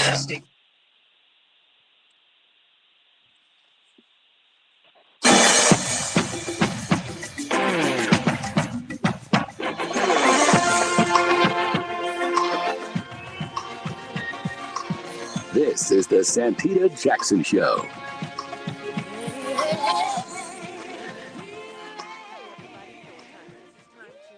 Dr. Max Wolf on the Santita Jackson Show, WCPT 820 in Chicago and AM 950 Radio, Minneapolis, St. Paul, and all around the country, all around the world. Join my Morning Stars on the Santita Jackson and Friends page and WCPT 820. These Facebook pages, and please like and subscribe on the Santita Jackson Show YouTube channel. Everybody, call me at 773-763 WCPT 773-763-9278. You know, every time I talk to Max, I learn something new, and I think it's important. This whole panel, Dwight McKee, uh, David Daly, uh, Robert Patillo, attorney Robert Patillo. I remind you to listen to his radio show every Sunday on WAOK in Atlanta. And of course, you can catch that all around the world and tell people about it. It's one of the best shows ever, 1 to 4 Eastern Standard Time. What the rich don't want to admit about the poor. Brilliant, really for someone who I just think is just a brilliant writer and thought leader. Ezra Klein wrote a wonderful piece in the New York Times that I've posted on my page, What the Rich Don't Want to Admit About the Poor. You know, the American economy runs on poverty, the threat of it. And, we're constantly hearing about people who don't want to go back to work. My goodness, what are they doing? The jobs are here, but they don't want to go back to work for these wages that kept them in poverty before the pandemic started. And so he makes some really interesting points, and I wanted to break that down because Dr. Wolf, there's a moratorium that's about to end, and we could see more than 8 million households foreclosed, you know, or face eviction. Now, that's not 8 million people, those are households. You got to multiply that number. A whole lot of people could be put out of their homes. Uh, what is Ezra Klein's point about the rich, what the rich don't want to admit about the poor? Sure. So, look, I would always tell anyone to read the piece themselves because their take and what they see on it won't be identical to mine, and I don't don't know I could ever do justice to somebody else's written word, but I did also like it, and I'll do my best to be true to the source of material.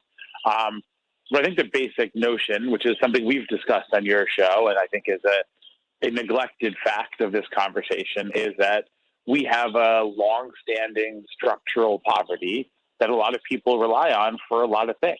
And we have had a habit of pathologizing individuals and individual choices and individual problems. And then there are individuals who make bad choices, and there are plenty of individuals with problems. I mean, we all have some. But we tend to think of poverty as a series of poor individual choices or substance abuse issues or mental health issues, and all that maybe belongs in the conversation, but it's a small piece of a conversation. And the bigger piece is the way we've organized our economy sentences 20, 30% of the population, 20 to 40% of the young people, kids, to be poor structurally and all the time. And that is the output that the machine of our economy guarantees. Right? So it's a little bit like sitting around by the tailpipe of a car and talking about how, it's really weird, this part of the world, the weather isn't so good. At some point, you got to kind of realize, oh, look, it's the tailpipe, and we turned on the engine, and it's a combustion engine, it's burning fuel, and it's pumping something out of the tailpipe that's affecting the weather where we're standing right by the tailpipe, right? So poverty is one of the outputs of the economy as we've presently articulated it, which means individual choices might select which individual is poor, but not that 20, 30% of the population is poor. That's preordained. How do we just, one of the points that was made was that if you want to address poverty, you just eliminate it. I mean, is that possible, or is there a lack of will, or is it somewhere in the middle? Now I'm going to be an annoying nitpicker and try to say that I got some value out of 6 years of graduate school, but that depends on whether you're talking about absolute or relative poverty. Right? So poverty is one of these blanket terms. I think it often gets mixed up with other blanket terms, very, very commonly, which are not terribly well interrogated, like race, right, or power. And so we know these things are important, but they mean a lot of different things. And with nothing to sort of explain what you mean by the term, it almost causes more confusion than it brings clarity. But if poverty is to be absolute poverty, then you can lift people out of absolute poverty with guaranteed access to services and goods or with income, right? But if you say, hey, that's kind of what the unspoken part of that article suggests is, hey, if we give $12,500 a year to a single individual with an additional $4,500 to each individual, cash payments for each child or dependent that individual has who's presently in poverty, we lift them out of our federally defined poverty threshold, especially if you add to some of that, the services that they would get as eligible for the low income, you would no longer be in absolute poverty, which is exactly correct. You would still possibly be relatively the poorest people in the country. Well, we're hearing a lot of talk, and I'm always suspicious of the discussion about the people who don't want to go back to work. They don't want to go back. They just must not want to work. The jobs are here. I mean, my goodness. And, he made this point. Those in the economy with the power to do the dictating profit from the desperation of low-wage workers. One man's misery is another man's quick and affordable at-home lunch delivery. It seems to me, and I need you to help me with this, the people who drive in the conversation are not people who are being driven, not the folks who are driving those folks to work. The bus drivers, the subway car drivers, your chauffeurs. They're not in this conversation. And those people who, it seems we are in America, I don't think we really quite grasp how much we need the poor to live as well as we do, Max. Or the desperation. There's a lot of desperation and overwork and underpayment, to be fair, in the middle class and even the upper middle class of the kid who no longer has any relationships to anybody in the world because he's working 72 hours a week in a one-room studio to buy a fancy watch and fancy shoes for the 3 times a year he gets the day off with no friends to go out with, right? So this isn't just a poor people thing, the sort of desperation and the overwork, but the article certainly looks squarely there.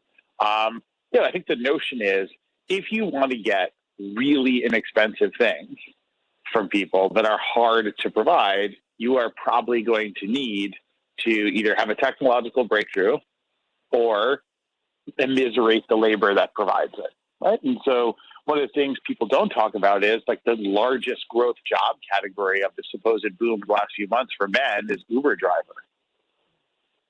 Wow. Right? And that's like, before you did it with an app, we just called it what it is, right? It used to be called the servant economy. But now we call it gig work, right? It still means that one guy is driving another guy's sandwich around town to pay for his car. So the chance that you just doing that for the thrill-seeking excitement of rushing a pair of, some pad thai noodles to someone's office is not that high. Is it policy? Look, is it policy that's driving this? I mean, we stole the land that we're on. We used enslaved labor, not free labor, but unpaid labor, to build the country.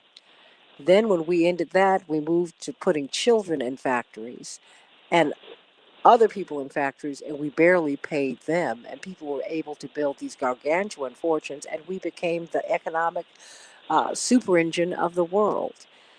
That's how we built this place. Do we need to turn another way in order to survive and thrive? Well, one thing I'd say is that's how this place was built. But one of the interesting things about looking at the mistreatment of labor is outside of the popular imagination of modern America, both liberal accusers and conservative apologists, most of the people in this country spent most of their lives working way too hard for too little money, and for a non-trivial number of them, that killed them prematurely. Dwight. You know what I mean? So yeah. I mean, it is. You're right. But there's a lot of mythology that's driving even our policies, Max. Don't you think? For sure. Absolutely. Look, we all want to say, hey, we're not the perpetrator, but yes, we're we're the successful class of people, the masters of destiny, the shapers of the continent and of the consciousness and of the future. And whoever sort of wins the epic writes the history, but they write a history that's designed largely often to exonerate, right? And this is no sort of counterfactual. I think what we need to do as a country that we've been bad at, understandably, is admit what built us up to where we are, what was good about it, what was bad about it, and to decide collectively that we are not our ancestors' mistakes, for good or for bad, that we have to do better, but that we can do better, and that if your grandfather ripped off my grandfather, I still start tomorrow fresh. And I don't have the right to rip you off to get revenge, and you don't have the right to rip me off again because you did last time and you have a couple extra bucks in your pocket. Dwight McKee, what? Because all that past. No, please. Yeah. I think I say it. No, but how do we reconcile the past? Because, you hear many white Americans, they will say, look, I have nothing to do with slavery. I say you're in for a penny, you're in for a pound, because your grandparents came here, great-grandparents came here, and they were benefiting from the system that slavery built, the economy. And if you live in America today and you're white, you have some privileges that probably come down from being of the same ethnic group or appearing to be of the same ethnic group that held other people in chattel slavery, right? So there is some real non-historical feature, right? As well as there are obviously historical features. But the point being, each day is a new challenge to be met or failed. And I don't think we want to be in the business of holding daughters and sons accountable for fathers and mothers' decisions, mostly fathers probably, but fathers and mothers' decisions. On the other hand, we don't want to pretend we don't have our past or deny the aggrieved their righteous recognition for being aggrieved. That's what I mean. It's not an easy task, but there's no really viable alternative to finding a way to do it despite the difficulties. Well, where do we okay, Dwight? And there's a chance that even if you're white, when you came over, your ancestors came over, they were brought over as to balance out a cheap labor base and played against other white ethnics who were poor and they had to compete against you for the same job. And so even white Americans from other generations were exploited. They weren't enslaved, but they certainly were exploited. Capitalism has to have a cheap labor base in order to sustain itself. And so whether that is based on race, whether it's based on ethnicity, it all is seeked by poverty and the need to have to work to eat. And so ultimately, whoever controls the money source is going to control the labor force. And whoever controls the labor force is going to be able to benefit from a capitalist system. And so you really become locked in, black or white. Just we understand it because we were enslaved. Most of these white groups, many of these white people don't understand that they too are not just a benefactor of our enslaved labor, but they're forced of labor from their great grandmothers. And so, how do you? No, you get confused, right? People get confused into thinking it's not about rich and poor. It's not about exploiter and exploited. It's about white and black, and I can be a white guy and be on top. I don't have, because people don't want to think of themselves as an underclass, understandably, and they shouldn't have to. Totally understandable, right? But you can sort of drop that fact-based narrative and find your way to another narrative that's got problems and its core factual basis, but makes you feel a lot better. And that should sound strangely familiar to a lot of the conversations we're having right now as a country. So I don't think that white supremacist narrative, which is kind of a rejection of the economic reality for an imaginary racial world, I don't think it's accidental that once you swallow that pill, you start taking a lot of distortive messages differently in, right? So that's why you start to see a lot of people who have decided that there is no coronavirus, or that, their desire not to wear a mask is somehow much more scientifically grounded than the reports of all these experts, or that somebody's trying to put a microchip in their brain. That one I love always, because you don't get rich by giving other people free hardware. Just a tip as an economist. But the point being that once you base your life on an irrational falsehood to feel better about a difficult reality, and understandably it's a difficult reality, you become likely to uncritically import all kinds of core logic bases that are a virus in their central processing unit. How do we change the narrative? I mean, because now actively, although they're saying that the economy is booming, I said, yeah, it's booming, but people going bust.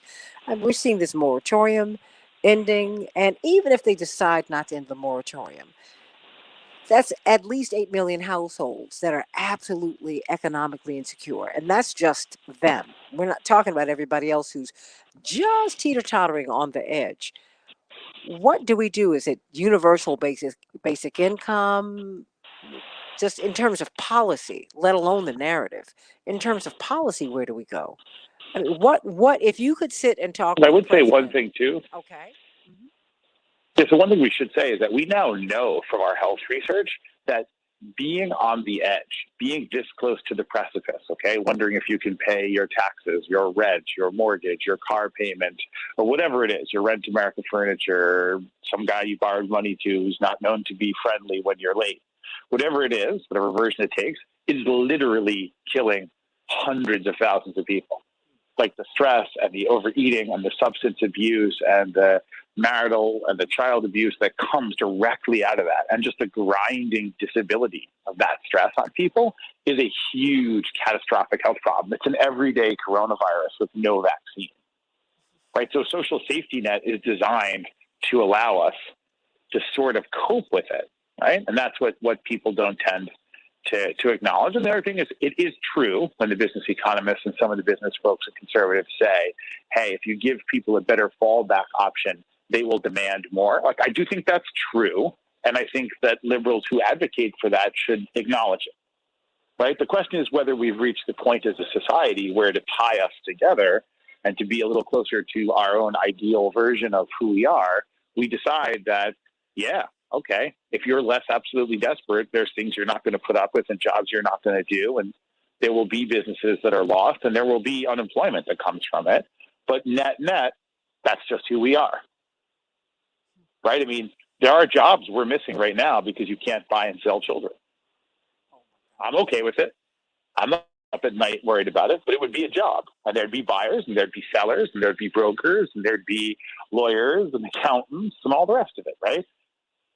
So I get it. There's a law, right? If we stopped smoking crack, there'd be all people out there who make crack, distribute crack, sell crack, do crack rehab. They'd lose their jobs. I think we might be better off, but, they'd be out of work. Robert Patillo, what are your thoughts about what you're hearing? It is absolutely correct. And the fact is that, remember, we have to understand that poverty is a choice by nations. That there are enough, we don't have homeless people because we don't have enough houses. We just simply choose not to give them to people. We don't have starving people because we don't have enough food. We throw away 40% of the food that's produced in this country. We just choose not to give it to people. We don't have sick people because we don't have enough medicine or we don't have enough hospitals. We just kind of choose not to give them health care, give them medicine. It's kind of a sick and perverted society when you really sit down there and think about it. When you think about the fact that this is one of those parts of late stage capitalism that was articulated by Engels and other thinkers back in the 19th century, that at some point in time you have to find a way to socially engineer to keep people working at the bottom in order to finance the upper class. The only way that you can have Jeff Bezos and Richard Branson and Elon Musk racing to take their rockets into outer space is if you have a whole lot of people who are starving at the bottom. And until we make the societal choice that is no longer the case, then we're going to continue to see the levels of suffering that we have in this country. We still are built off of this very strange 16th century puritanical view that the people who are rich because God wants them to be rich. The people who are poor because they are evil and lazy and lecherous, and that if you give them anything, they're just going to be supporting their lechery. Oh my God, if you give people unemployment benefits, they're going to just sit at home and not work. No, if you give people unemployment benefits, they're going to sit at home and raise their children.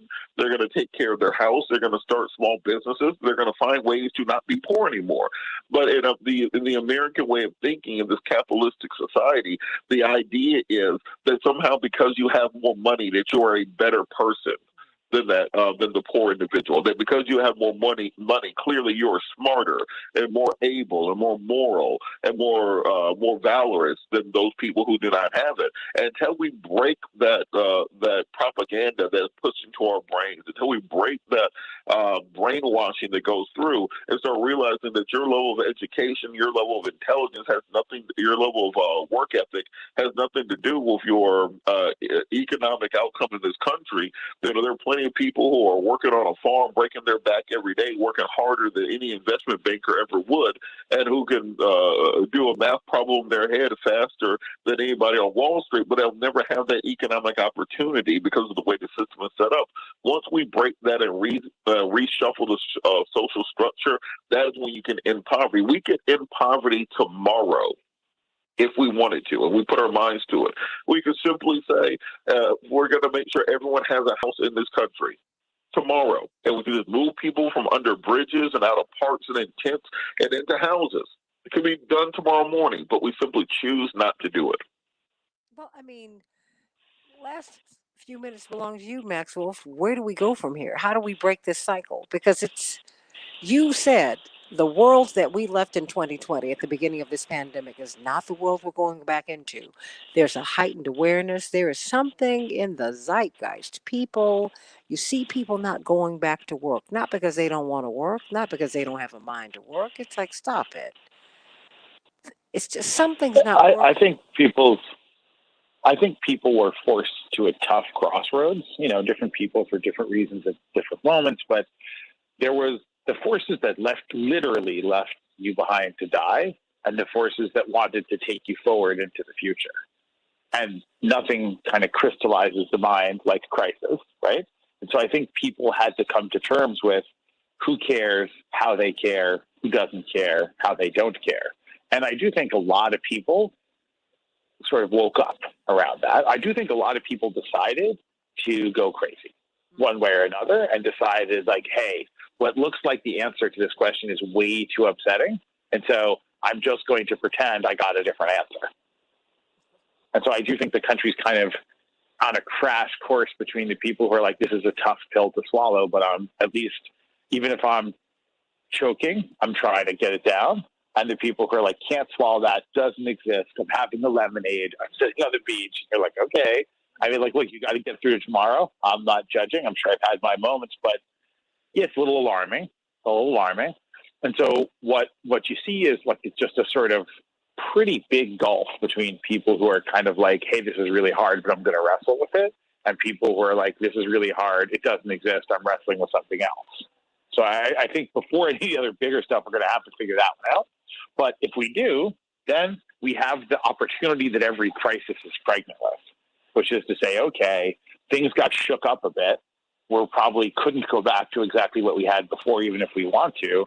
How do we, and then again, not to endorse any particular agenda, but I do think the phrase was genius. How do we build back better? What are we building back?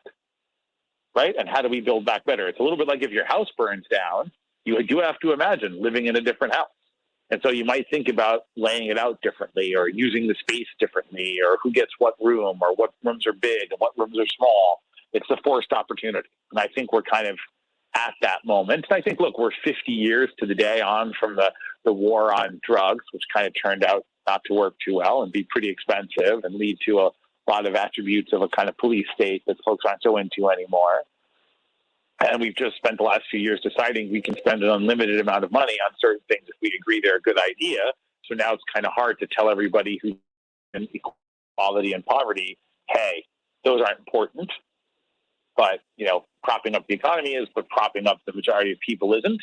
So I think we're just at an interesting moment where a lot of major questions, which are usually off the agenda, things are unsettled enough to bring them back onto the agenda. And so I think you're going to see a big 1 minute to sort of who carries the day in deciding how people understand this and what is and isn't realistic. I think we're going to see a lot of that language. What's realistic and what's viable.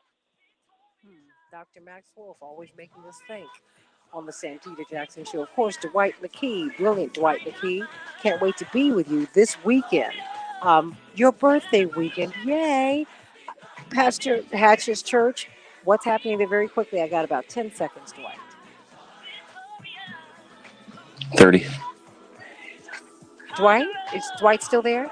Well, everybody, we're going to be at Pastor Marshall Hatcher's Church this weekend. It's Dwight's birthday. It's Juneteenth. Dr. Hakeem Matabuti will be there as 15. well. Dr. Cornel West. It's going to be fantastic, everybody. We're going to be 10. talking more about that tomorrow. But I want to thank you, Dr. Maxwell, for always being with us. Attorney 5. Robert David Daly, Pastor Darius Brooks, Dwight McKee, Dr. Deborah Verhoeven, the whole crew. I love you all. Thank you, Paul. See you tomorrow on the Santita Jackson Training Friday.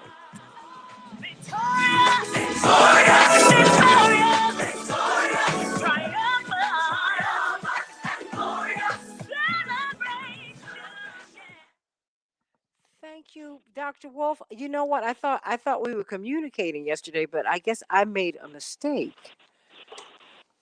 What do you mean? I got your text. Oh, okay. Because I was like, Yeah. of course you're going to be on today. Are you kidding me? Of course. I just always want to check. You never know. It could be something important. I saw the big Juneteenth vote, so I thought you guys might cover that as well. Well, we're going to be talking about that tomorrow to talk about Juneteenth. Yes. Because, I mean, you're more than welcome to be part of that conversation, too. Because the thing is, they have got, it's ironic they're going to have Juneteenth when you can't teach it in schools. I'm like, you talk about, black folks, we just... You mean because it's a Saturday, or? No, we just have critical race theory. I mean, look, black folks have it so hard in America, honey. They give us something and they take it right back. It's like, wait a minute. You can't teach this in the schools. How's this going to work? Well, I don't think that's going to pass everywhere, by the way. I think that's going to be pretty selective. So, I don't think that we're going to see a national curriculum movement there. I think you're going to see the sort of more regional partisan stuff on that subject. No, I don't think you're going to see this pulled out of classrooms, for instance, in New York. No indication of that. Yeah, but just the fact that it's debated. Remember when Dr. King's birthday was first passed, and in other places, in the South today, and other places, and in the West, his birthday is not celebrated. I mean, Yeah, Arizona was the last, I think, right? oh yeah, but I mean, you go to other places. It's in these little places, these small places where you see that he's sharing a birthday with, say, Jefferson Davis, for example. Stuff like that. Well, it's all Oh, you mean the holiday, or? Oh yeah, absolutely. Oh yeah, that's today. You'll be shocked to learn that Jefferson Davis Day is not particularly widely observed in Brooklyn. Really? Oh, yeah, surprising. I was unaware. Are you sure? Okay. I have never been invited. I mean, it probably makes sense on some level, but I have never been invited to a joint MLK Jefferson Davis birthday celebration by any individual institution here in the city. But there may be folks celebrating it. I don't want to be ignorant of their traditions, but yeah, I don't know that one. Don't be prejudiced. So, I'm not. I'm just ignorant. Don't be prejudiced. Oh, you. Is Dwight still there? Paul, did they go? I'm sorry? Folks might be being polite and being on mute and not realizing. Yeah, I don't know. Did Paul and Robert go? I mean, did Dwight and Robert go? Yeah. It's just you and Max. Oh, okay, good. Thank you. I was trying to figure that out.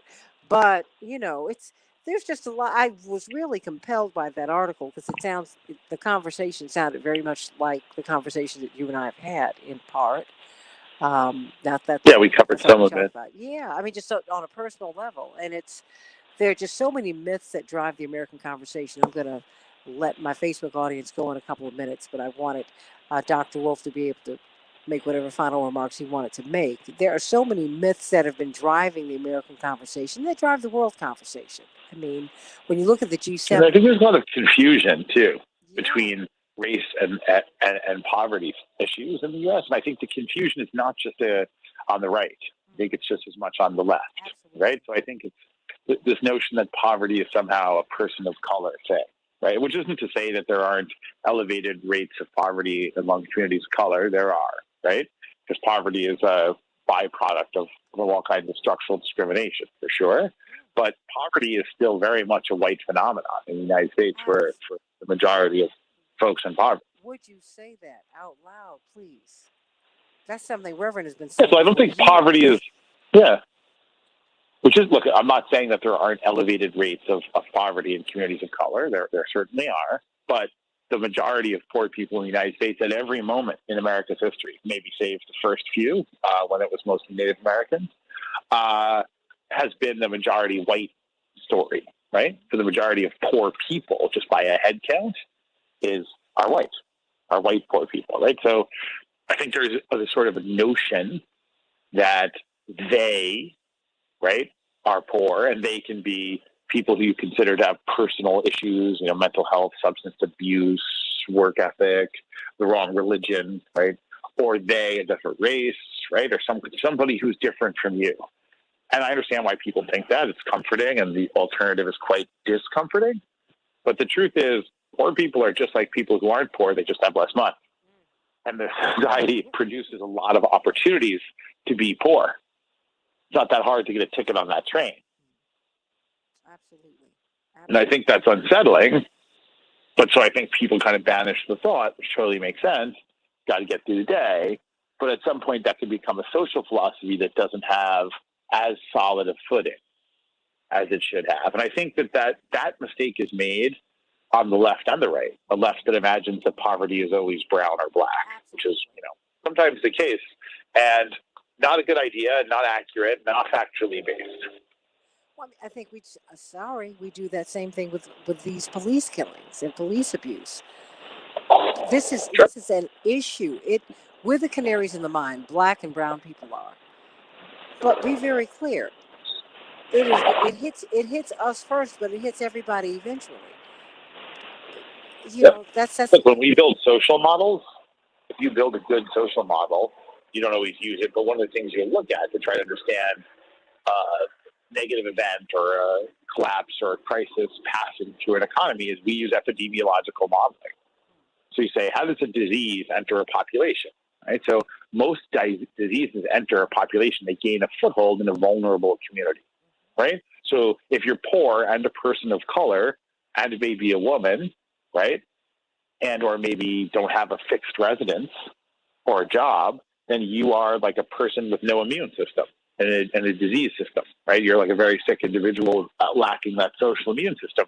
So the disease is likely to hit you first and hit you hardest and take hold, right? But then it will transmit from you into the society. Absolutely. And people, and that's where we have to grow up in our politics and understand. It gets me first, it's going to get you eventually. Let's just knock this cancer out, everybody. It's stage one.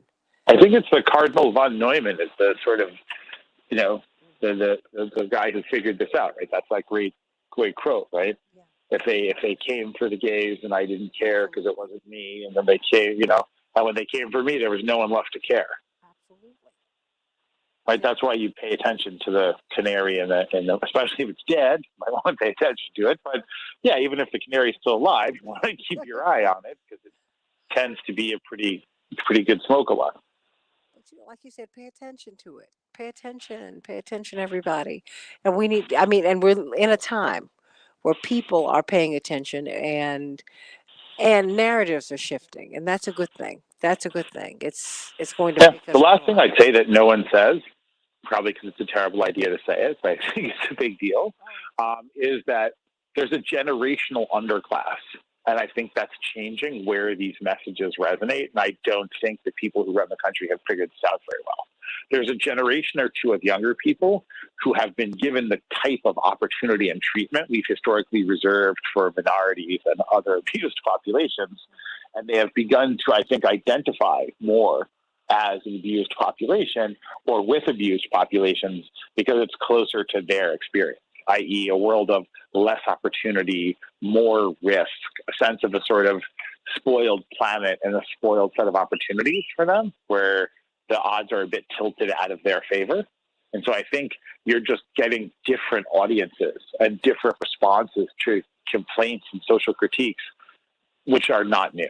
Okay, so I'm, again, not criticizing anyone, but none of this stuff that we're talking about today or that's in that poverty article is anything you couldn't have written 50 years ago, right? Which is not to criticize it. It's just that analytic, that critique, while potent and important, and thanks for writing it for sure, Ezra Klein, another guy with another name, probably because it's before he or I was born 50 years ago, but like they could have written it too, and it would have been true, and it probably would have been true 100 years ago and 150 years ago. So it's more interesting sometimes to figure out, or as interesting to figure out, why a message resonates in one moment and not another.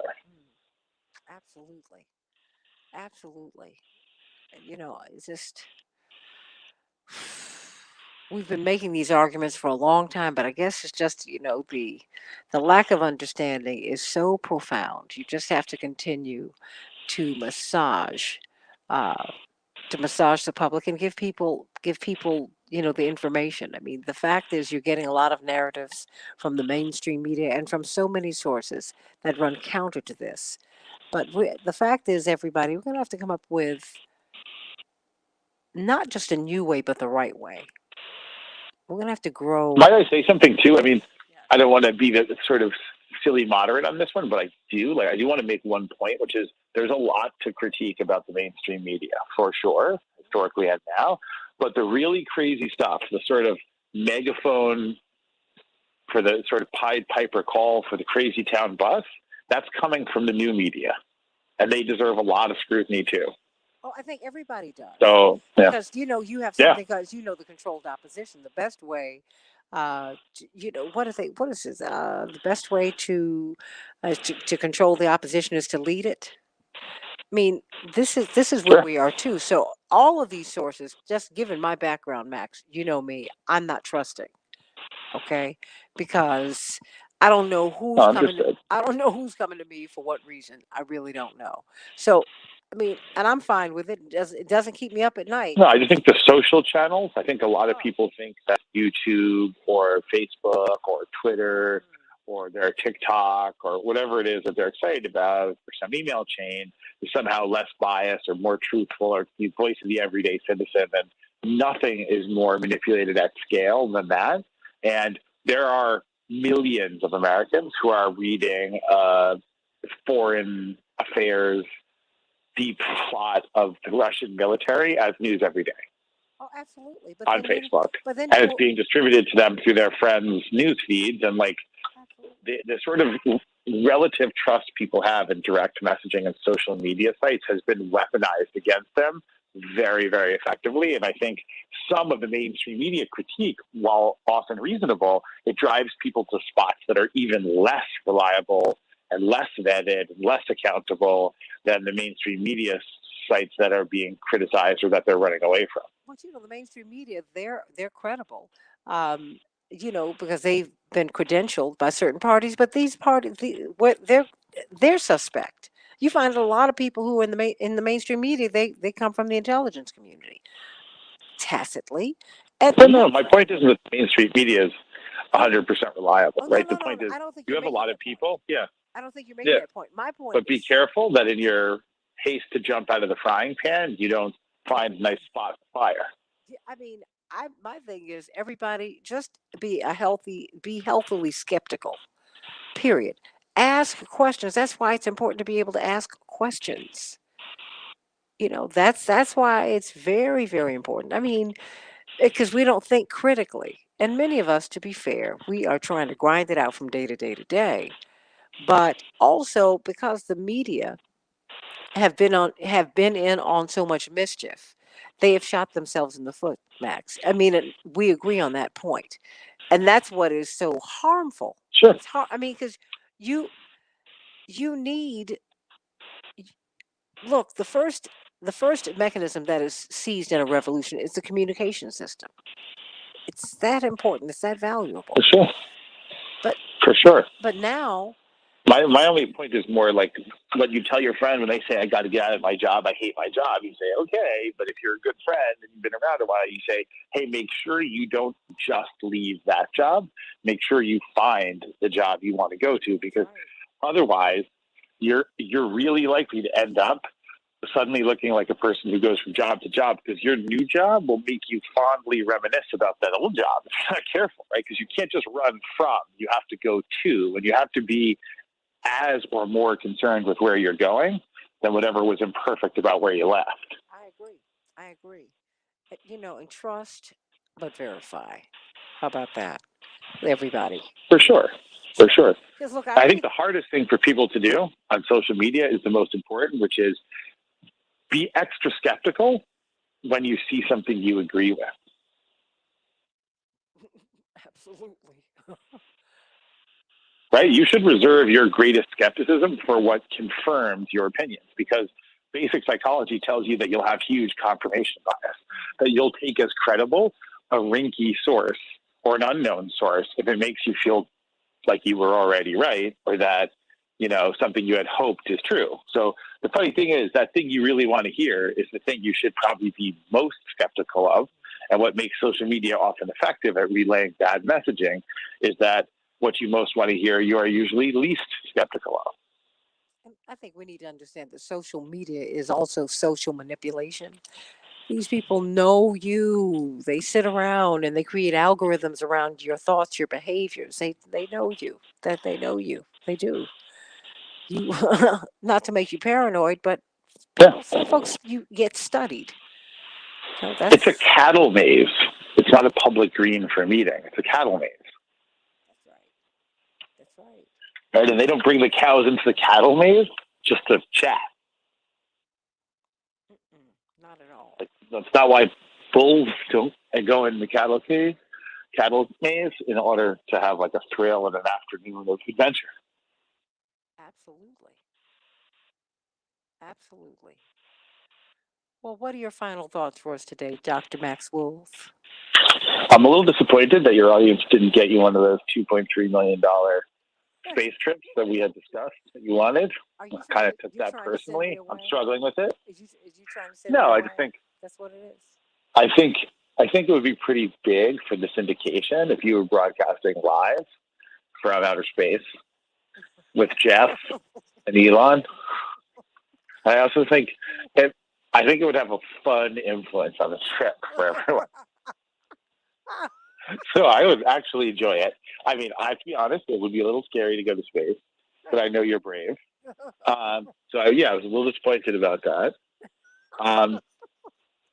And I'm also pretty interested to see what happens in the next few weeks with this infrastructure bill. I think it's a big bellwether.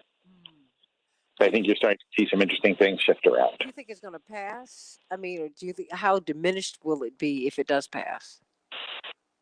Yeah, so I do think something goes through, right? So I don't think we just sort of get to some point where it's like the throw your hands up.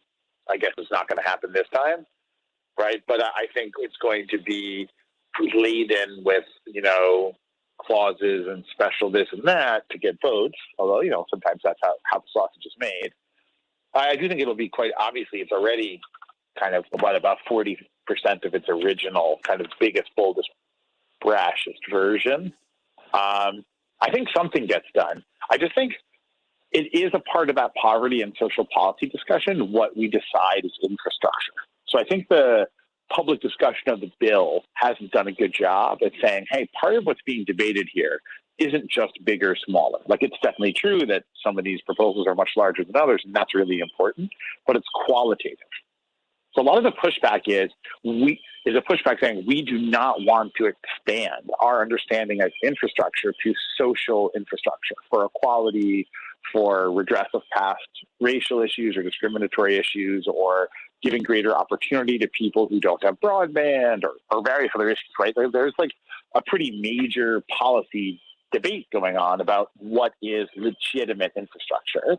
And there's definitely a side that says, hey, that's all social policy wish list crap that we don't want in here that's not infrastructure. And there's another group that says, hey, that's the infrastructure of equality and inclusion and of a kind of a more robust, more broad-based prosperity. So how we decide that, and of course it won't be once and for all, and whatever decision is made can be partially or wholly redone, but I think it's a big decision. Right. So I think as we have these conversations like the one today, what's poverty? What do we owe people? What makes people poor? What are our social values? I think we're not used to it, but bigger, smaller doesn't capture that very well. All those things are caught up in what we decide is vital infrastructure, right? Is Head Start vital infrastructure? I think it kind of is, right? Is supplementary nutrition program vital infrastructure? Like, I don't see that as all that different than a sewer system or a train. But some people do, and reasonable arguments can be made on either side. My point is how we decide how we fall on that issue, yay or nay, yes or no, up or down, is actually a really big deal. And I don't know if we are getting that discussion. Maybe it's implied, but I don't know if it's explicitly kind of surfaced when we talk about $600 billion plan versus a $900 billion plan versus a $1.4 trillion plan. We're fixating on the numbers, which we should. They're huge, and we should make those decisions with great gravity. It's hard to spend that much money, and you need to really ask about whether it's worth it. Get it. But hiding behind the pure numbers discussion is a bigger, meatier discussion about what does it mean to be an American citizen. So I'll find it well to want to build big walls and throw other people out and tell them they can't come here and play with your toys. But what's the positive side? What does it actually mean? What do we give you for being American? Because that's way more interesting to most people than how hard it is to climb over a wall and get here. Absolutely.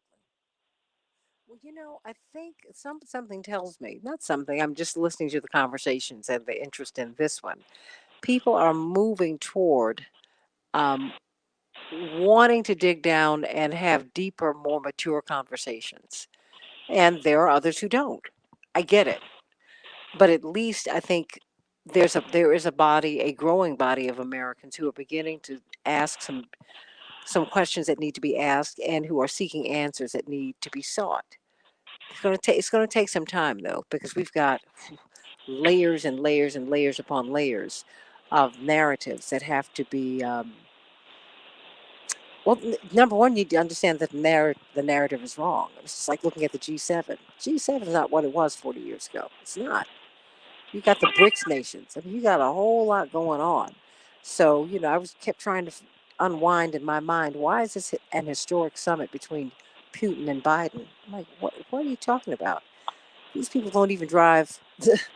They don't even hold most of the world's minerals and riches anymore. They don't. They're trying to control them. So I don't even know what all that's about. But I think we need to talk, everybody. talk. And we need to figure out how, people's needs are very basic, Max. Folks want to know about their money. They want to know about their money. They want to know how they can stay in their homes.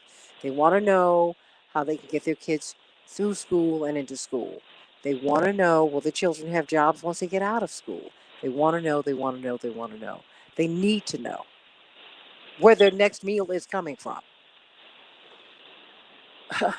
Yeah. And I also think part of the COVID legacy makes us very susceptible to demagogues and disinformation is because part of the way societies defend themselves is if people know each other, they spend time together, and they can kind of sniff test things together. Like, oh, you run an idea through a few friends, and they're like, whoa, they all roll their eyes and start making fun of you. You're a little more likely to realize it's off, right? But if you're really atomized and sort of separate from everybody else, and your information is social media feeds, those algorithms are designed to keep you on the website. That's the holy grail. Keep you on the website to see ads.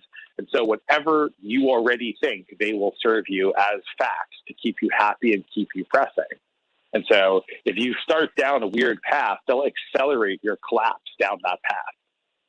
And you'll begin to think everyone agrees with it. And you'll begin to think that the people who tell you, I don't know, you might think they're freaks, but they might be speaking for 89% of the world. Right? Because it's like this weird lock-in. Once you head in a direction, the algo keeps feeding you what it thinks you want, right? Which is fine because, what they want is to, watch another 600 ads for the quarter pounder. Oh, boy. And if you go somewhere else, you're either not going to see the ads or someone else is going to get paid to show you those ads. I get it, right? It's the same reason that, like, your Netflix or your Amazon Prime or whatever just endlessly rolls shows. Because why would I tell you to, like, get up and leave and go give someone else your money? Obviously, that's not a great idea. You don't see that too often in stores. They won't come up and be like, "Hi, Bob, how you doing? Looks like you've got a lot of money. Have you checked out the stuff across the mall, my competitor store? Beautiful stuff." Whatever. Oh, that's definitely not salesman of the year stuff. Oh, but it's true. It's so true. By the way, if your employees are doing that and you run one of these stores, you might consider upgrading your team.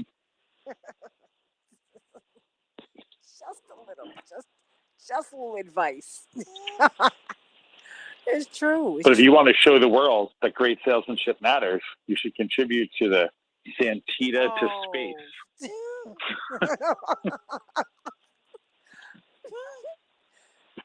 You know what? Because please, I'm known for making a lot of faces. Now, you would not get me on that spaceship. You're a veteran airplane traveler. Probably not that different. I am. You would not get, and I've actually been on the Concorde. So I had to curl up. All right. Well, that was kind of a spaceship, right? It was, and I had to curl up like a fetus to get on. I was never on it, but it's an interesting plane. I think there was some thought of redoing this, right? Like another, not the Concorde maybe, but another supersonic, like the New York to London thing. Okay, so it's coming. Which is great. I mean, because, hey, it shrinks your trip to 3.5 hours. And this is great. Because we knew people at that time. So you're going to take that? Oh, I certainly will. After I see other people take a few flights. How about that? Generous. I'm not inaugurating this thing. You kidding? And I won't let Thea inaugurate it either. How about that? No. That's nice of you. I assume there'll be a few test flights. I don't think they'll sell tickets to the inaugural maiden voyage. But yeah, maybe they. It has to be established before I start fooling with it. That's just how I roll. Well, I think that's true of the space things, too. I don't think they're taking passengers on the first few trips. Oh, well, they can take Jeff, his brother, and everybody else, and Elon, all of them, I mean, they've just gone past Earth and the issues we've got, and they're just going to go to space. I don't think God's going to let you muck that up, okay? So they can just go on, have at it. How about that? Ridiculous. I mean, it's not fun to have that. Money isn't that helpful in outer space, right? Money is great where you can buy things. And I'm not sure that without humans up there to be excited about getting paid to do stuff, that outer space would be that fun. But I guess there are actual prospects of some settlement or minerals or some so there is some wealth too. So they have not pillaged the earth enough. I mean, come on. And I'm sure that there's much more to this. I'm hoping, than I already than what I see. But come on, come on, come on, come on, come on, come on, people. What is this? Ugh. Yeah, but there's something good about people who want to take an extra risk and push the frontier. That can be useful, right? Socially useful. But I think there's a big fight about satellite-based internet coming too. That's extremely important. Look, the reason we have satellites is because of all of this travel and other technologies that we could not even fathom. That having been said, And I there's know medical research that can be done all of in that. space. It's very valuable. And, yeah. No, no, no. I mean, I don't look. Curiosity, is a good thing. Incuriosity to me is a dangerous thing. That having been said, I want these people to apply that same kind of energy and yes, monies to resolving those issues that which we deal with every day on Earth. And I'm saying we can walk and chew bubble gum at the same time. We can do both. But there's an Maybe we should unwillingness. organize a billionaire space trip into the worst ghettos in the United States to coincide. Oh, look! Let them be Get them some spacesuits. Yeah, get them some spacesuits and explore the back alleys of East St. Louis. Look, pick those grapes. How about that? Why don't you try that? Just try it. I mean, that's one of the things I appreciate about I kind of Ron have that Burgundy. show, though, right? Yeah, It's not one of those. It's like a TV show about the secret boss or something, right? This exists. Undercover Boss. That's right. That's right. Yeah, undercover. Yeah. I just does it still come on? I don't know. Okay, no, but it's a wonderful show. Talk about walk a mile in my shoes. It's a wonderful show, and that it changes. It can help to it can be life changing. It can be when you see what other people are going through every day, and you see them just pushing on through, pressing on through. Thank you, Effie. You said it's in reruns because I would watch it, and it would bring me to tears because they would get a chance to know the people who work for them and the challenges that they have every day on the job and in their lives. And it was just life affirming. I mean, that's one of the things I appreciate about Ron Burkle, billionaire. He has worked as a farm worker. I mean, has understood that. And, I don't know. That's impressive. Yeah, I mean, it's just, I'm not saying that's what you need to do, but you need some empathy is in order here. Everybody. It was probably pretty expensive grapes picked by a billionaire brand seedless grapes. Now. That seems like something only Santita can afford. At the Wolf household, we're not doing that well. So we can't. I'm not doing like that. You know that. But this is just, it's like, tell me I mean, something. I think billionaire picked fruit. People would go the extra mile to pay for that. But he was very young. I mean, it still might be hard to make it affordable. No, but he was very young. I think it was like a teenager. Yeah, I'm kidding. I assume he's not specialized in the fruit harvesting at this point. But it changes you. When you have those experiences. Now it can either make you better or make you bitter. And so that's why I think it's very, very important, for us to really begin to take these issues apart because we do need infrastructure, and I'm with you. I mean, a lot of things that Republicans, if you will, want to throw out of the infrastructure bill, they need to be there. Daycare is infrastructure, everybody. It is. Healthcare. I mean, getting a caregiver, that's infrastructure. If you're caring for an older parent or an older relative or a child who has special needs or someone who's just sick, you can't leave them. You can't. You need help. A job that won't earn them the money it takes to pay someone to care for this person. That's the problem we get to sometimes with the wages, which is it is even people who want to work and have some skills, it's a very difficult situation to put someone in where they will end up poorer if they work full time and have to pay for their own health care or the health care needs of the dependent than if they don't work and care for that person. It creates these situations that there is no way for the person to make a decision that gets them out of the jam or that the society thinks is a good decision. So they've been sort of structurally pushed to make a decision they'll be condemned for. And that is very difficult situation, because then the incentives of the assistance actually disincentivate work and prevent people from getting up out of a bad situation. And bottom line, they shouldn't do it. You can't do it. I mean, I had one of my girlfriends who came out of an Ivy League law school. She had one child, then another, and she said, "Do you know the job that I've got? My money is going to childcare. The money I'm making." Fortunately, she was married. Her husband had, was employed, but still, they were struggling because they also had student loan debt, just massive debt. It's like you can't get out from under. This is too much, Max. Your final thought. What do you want to leave people with today? Yeah, I mean, I think I want to leave people with the idea that if we start thinking about how people do in life based a little bit more on how they're positioned in the economy or the society, and a little bit less as only their own choices, we can make social policy around the structures, not around our imagination about what other people are like. And I think when you start to get to the point of imagining that social outcomes are determined by personalities and personal choices, you lose sight of the ability of social policy to help solve social problems. And I think we have gotten to the point where we've nearly lost sight of that. So it's important for us to grope our way back. Thank you for that. That's true. We have lost sight. I love you, everybody. I hope that you've enjoyed this conversation today. You know how I feel about Dr. Wolf. Pa-bum, pa-bum, pa-bum. It's a pleasure to be here, and pleasure to get the calls and, various death threats, boxes of hair that I get mail. I'm just kidding. Not from Santita's. Not from Santita's. That's probably just my relatives. No. Yeah, it's probably mostly my relatives. No. I tell you what. I mean, Dwight heard that you were going to be on. He wanted to stay. I have to tell you about. I mean, I do think I have that effect on people. I think a lot of people feel better about themselves when we meet. Oh, no. He just said, "Oh, no." He said that this guy, he could win a Nobel. He is just that brilliant. I said, "Yeah." Well, there you go. Don't keep that to yourself, Dwight. He won't. There's a documentary coming out about some of the work that he's been doing here in Chicago.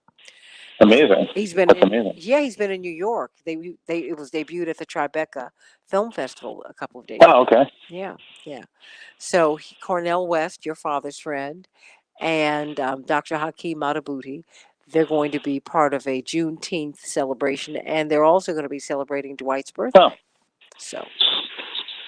In Chicago or here in New York? In Chicago. Dwight just got back from New York. Yeah. Got it. What's the name of the documentary? Do you recall? I'll look for it. I don't recall, but I'll get the name of it for you. Send it to me. Yeah. I'm in no rush, but yeah. No, it'll be interesting because they're doing a lot of great work in one of the poorest areas in Chicago. And Pastor Hatch's church. I think he was a Harvard fellow for a while. Pastor Hatch, his church, it's a cathedral really, and they have some of the largest. I think they have the largest stained glass representations of civil rights figures of any place in the world. They have like the four little girls. And it's in Cambridge, Massachusetts, or it's in Chicago? It's right here in Chicago. I mean, Chicago. When you walk in, it is. I will take pictures. I'm going to be there on Saturday or Sunday.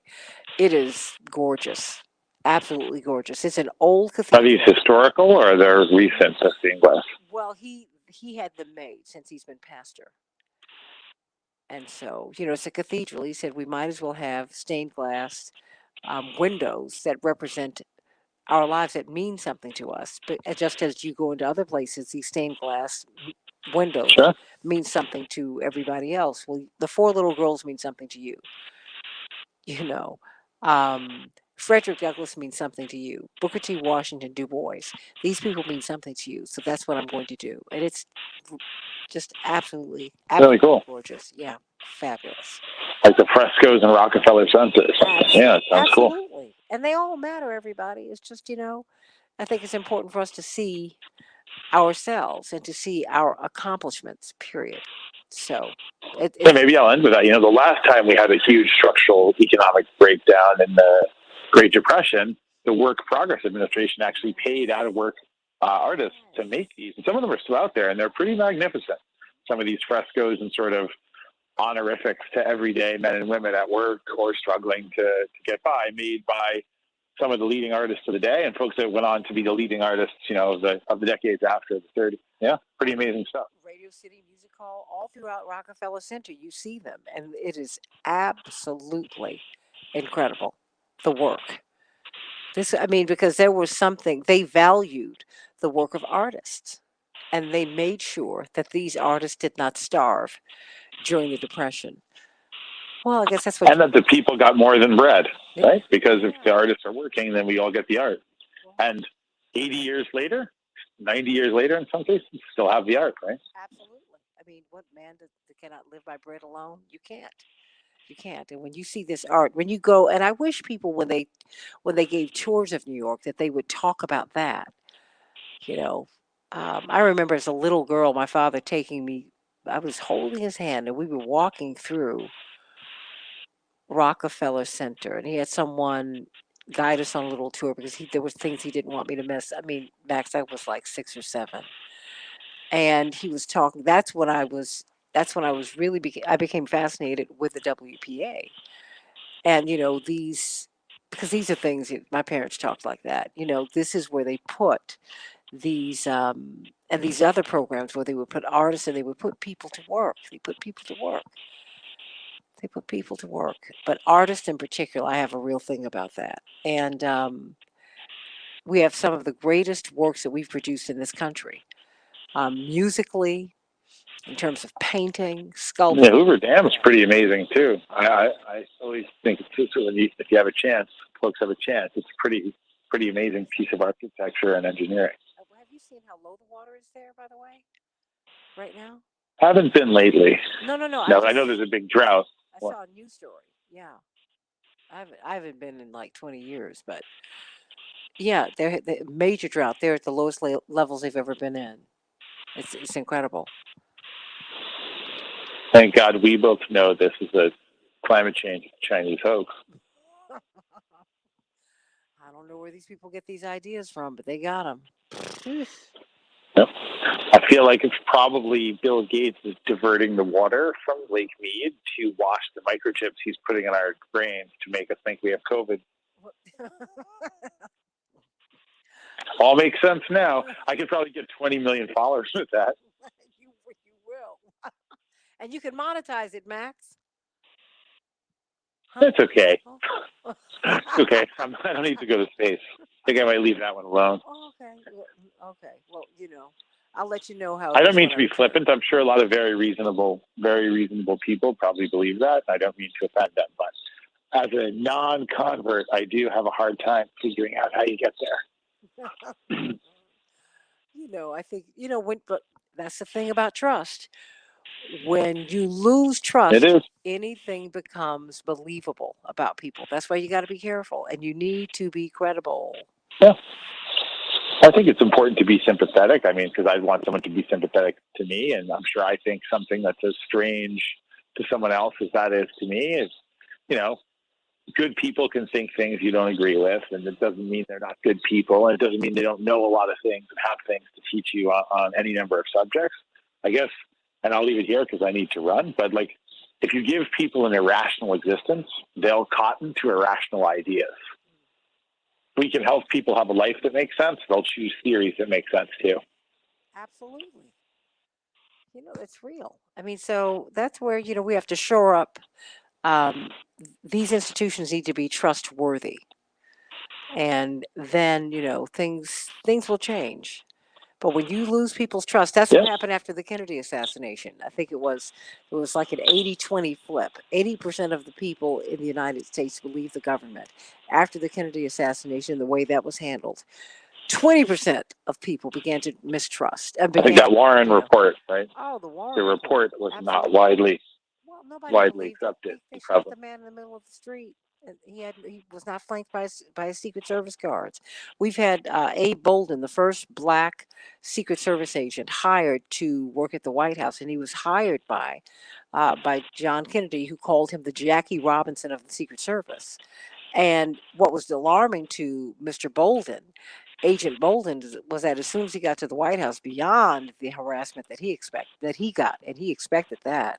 His book An Echo from Dealey Plaza, you should read. An Echo from Dealey Plaza. He said it was the way they talked about John Kennedy that made him fear for his life as soon as he got there. And he was so unsettled by what he heard. He went to his superiors, and they were dismissive. And so when the Warren Commission came into existence, because when he was killed, he said they got him. Oh my goodness, he felt that he felt that the Secret Service left him vulnerable at the very least. So what he ended up doing was he was determined to go to the Warren Commission. Then, oh please, he was imprisoned. They put him in an asylum. The whole bit. He's been trying to clear his name. He's still alive.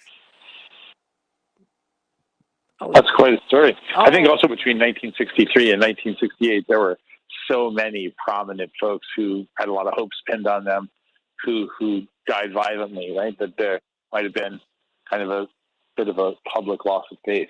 Well, absolutely. I mean, I know how skeptical I am, just given what I have seen.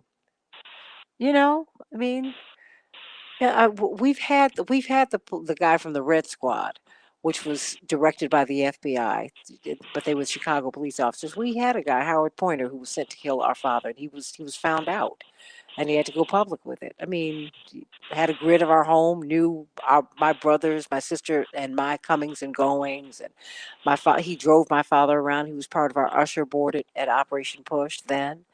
I mean, I've seen it, so it makes me just go, yeah, it's really? Pretty scary. Yeah, you see it, and you're just not trusting. And that's a step beyond close to home, right? That's in the home. He was literally in our home. Literally, bless his heart. Literally, bless his heart. Well, I guess you picked someone with access, right? That's probably the theory there. Well, yeah, and they plucked him out of the police academy and trained him. He said, I never completed the police academy because, they made him intelligence. So that's how it is. That's how it is. So when I just given my own perspective, I'm like, okay, I'm going to take this. Any thoughts on our mayoral race? We're voting now, by the way. Speaking of strange and unpredictable, we're doing our first ranked choice voting. I want to see. I want to see how that works out. I don't think anyone has much of an idea how it works out. I just want to see. Because ranked choice is always made. I'm pretty sure everyone will say they would have won if it weren't for ranked choice, except for the one person who does win. That's interesting. I've heard other. But the polling isn't clear, and there's 97 candidates, and the polling isn't clear. It's kind of wild. They had the last debate last night. How did it go? We're still on Facebook, by the way. If you want to talk to me about this, yeah. No. I mean, I think it wasn't super different from the preceding debates, in my opinion. I don't know if anyone kind of did themselves in or emerged. I mean, as much as we have polling indication, it looks sort of like Adams, Yang, and Garcia are the likelies. Really? But again, because of the ranked choice and because the turnout so far has been really bad in the early voting, I think there's a lot of questions about who's still here, what the turnout will be, and how many people will actually do the ranked choice voting. Because you can do up to your first, second, third, fourth, and fifth choice, but you don't have to. You can just do one or two or three. So it's really hard to know how folks will vote and who's going to vote. How many people are going to turn out. Well, we're going to see. I mean, look, Carol Soskin said Maya, so you better be quiet. Told you. She said, no, she wants Maya Wiley. Yeah. I hear you. Yeah, so Maya's in the top group in some of the polls. Well, it's possible. I mean, look, anyone on there is possible. So, yeah, I mean, Stringer seems to have kind of really fallen off since the accusations, but, he's well known. When this whole thing started, I think everybody thought it was kind of Yang and Adams because they were the people that people knew, right? So, like, going into this, the really well-known names to most folks in the city were probably Adams and Yang. Yeah. Just because they were more prominent previously and in the news, whether for running for president or being Brooklyn Borough president or whatever.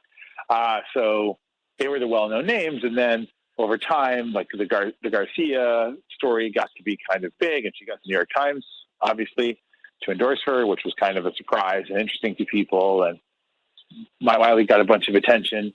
Her vote was probably split a little bit with Diane Morales, but she had some endorsements get retracted, Morales. And so I think some of that support might have migrated over. So I think the theory was that some support for Stringer, which kind of ran aground when the accusations about his past conduct came out, and then maybe some of the support for Morales, which again might have been kind of lost when some of her endorsements seem to have been retracted.